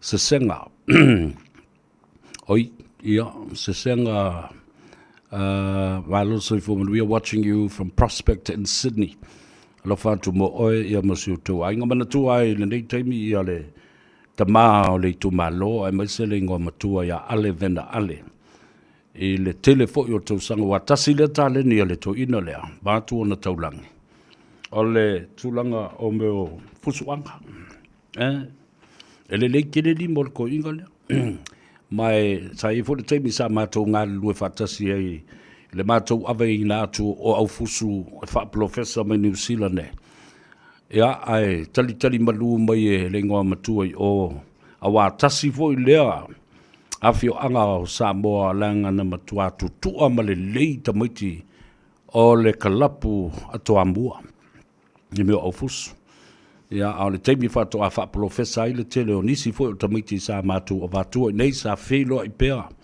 ma coordinate mai ele to file ngwa matua ya ale vena ale fusu anga fa professor ile tele o to sanga o mavai sa mai ile to tele o nisi pe o le tamaiti le ale tamale o vai tele soi ya event Polynesia boxing le na sa matu yai fatasi ele promoting o le fo I talonga le fa anga tama o le fusu wa vai le tele o limo le atou severe o tu le na talonga ai le o panchi le awal awar kene o le mako fusu me le o lima le alo le la vea le ulu le la vea mat tele o le mato o fusu lalo o sa valin mai o makau kalakala le awal e o mo le ka kikia ia meo polo a ka kiki ala ia le na familia le tua I lau tō whaile ngā matua lau whionga I le swimming star o le soifua maloloina ia ma ia whaatupu le tua se wavenga e toi vai atua toi ola le I fosisi a au fou I lau whionga Appleton Masua talo falava ia ma fa mo ia ni aso I luma tatu te feilo ia I malulu lima ia mo po fo I le lofa atalo fatu ia I la tu le fatu a mai a le la wat le o tonu mai ia le tofa le sunga ia sau seu si fanua ia e tau ave le ngaluenga masui le sema le nei fo ia fiafi awai uma ngaola I le malolo mo mo le ko mo mo fa solo a ko le aso kaya ai toi usu mai fo ile a tau severa e palu le tano ava le aso tau ya o ai fo ile sunga ya Tas Tiva watching you from the capital Canberra in Australia ya ma love of tele ma futa mai ya o ile si le talo fa si loi sauvao o lusa fitu tawili ili ya ma auto u malava o lo u ma futa mai afti tele le whaafonga le nei vai aso atoa tawalunga le au nanga ba le tautua I le aso a tai au I le tano ava se I momori ipu le tai au tapa fo ipu ia ava mua I le atua I le tano ava I le aso a tai au aftai mo le tatou mafutanga I le nei vai aso atoa sa auto fa longo mai ai o mea le lei atoa ma mea fa le lei e waku fa kasi uma le kako mea ia to tawa fa I le tano ava le aso tai au ria lau to maftanga ma le sunga sau wa fo I sono fidengalo ia awale fa fonga tapo mai le tano mlana malo longa I le nei fiafi ma ia tali ngā sua e mai se fo I osi ngā taulanga, malolonga I le pō, ala wha I le tai au, fōringa I le tua, mo moli la au, I whonga, ona o le lofa tu noa le tua. Ua e koe ala mai e le kai au, mai whaalongo aku. Ia, o mingo iro vai makua. Ia, o le tala le nā ma le nganga whaalalu lau fionga le li palemia, e le whangaluina oe. Ia mātou talusanga ma le atunu u atoa ma le au whai ngā luenga. Ia, ai maise, le tāpua I mai o le tātou atunu pele I Samoa. E ki ngā lava, o la wari I uwa ia le HRPP. E to laiti ana I tangata wā na o whaataleroina le to telefo I lava. Pei fo I o. E te longo fia, the genuine mood and the heartfelt emotions of people that actually meant what they say about our Prime Minister. Ia e te lofoi. Le tau mamao o nganga maloto tangata. E mana na oa ia umi na mai ma ia matua I mai ia I pia ia le fionga. But it won't be like that. God has His plans for our leader. Ia tele lau fionga le li. Palemia, ia, ma le whaletua, ma le ai ngā lii, a me se fo I whai whi au uma o lo lātou whaatinoina, ma fo mai o lo lātou whaatinoina tōng whitinga mō lau fionga. Patalo whātu I le mafuta mai o nai o tātou ainga Hastings, Hawke's Bay, Napier, Levin, Palmerston North, le aitele o kalai stete, ia, a me se fo I Wellington. O lo mafuta mai ai o tātou tangata. Ia, whapena whantu mai tai o Stacey Toala, Leighton, ia, whapea fōi I lalo le whau, I malo lalo le whau, ia, whawhti tine lava I le tātou maftanga, I le nei mai aso, e tu ua o tau I le pese le a taua. Si su me se pese le ai, la tātou o whai le pese le a si o usole a Rex Filoa, whamanuia tuai le lolo le atunu o whenua I le aso tai au, le atou sa vele nei. O tala nai winga I o tātou tangata ma lātou a mionga le nei aso aswalili. Those are the stories about our people this Friday. Soifua ma ia manuia, lofa tele mo oe, tautua nā, saunga le mu I lungo le ala tele.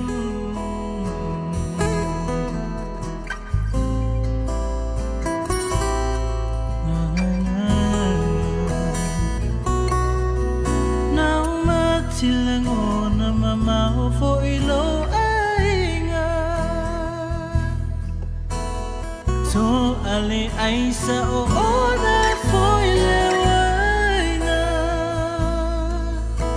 mafana le mafutanga o ele tausala fainga tamea uma uanga tailava fia fausa fale le leimo oe Talo falia io se camo totoe Yeah I say anale tu I say tasi Pongi same uma ile masi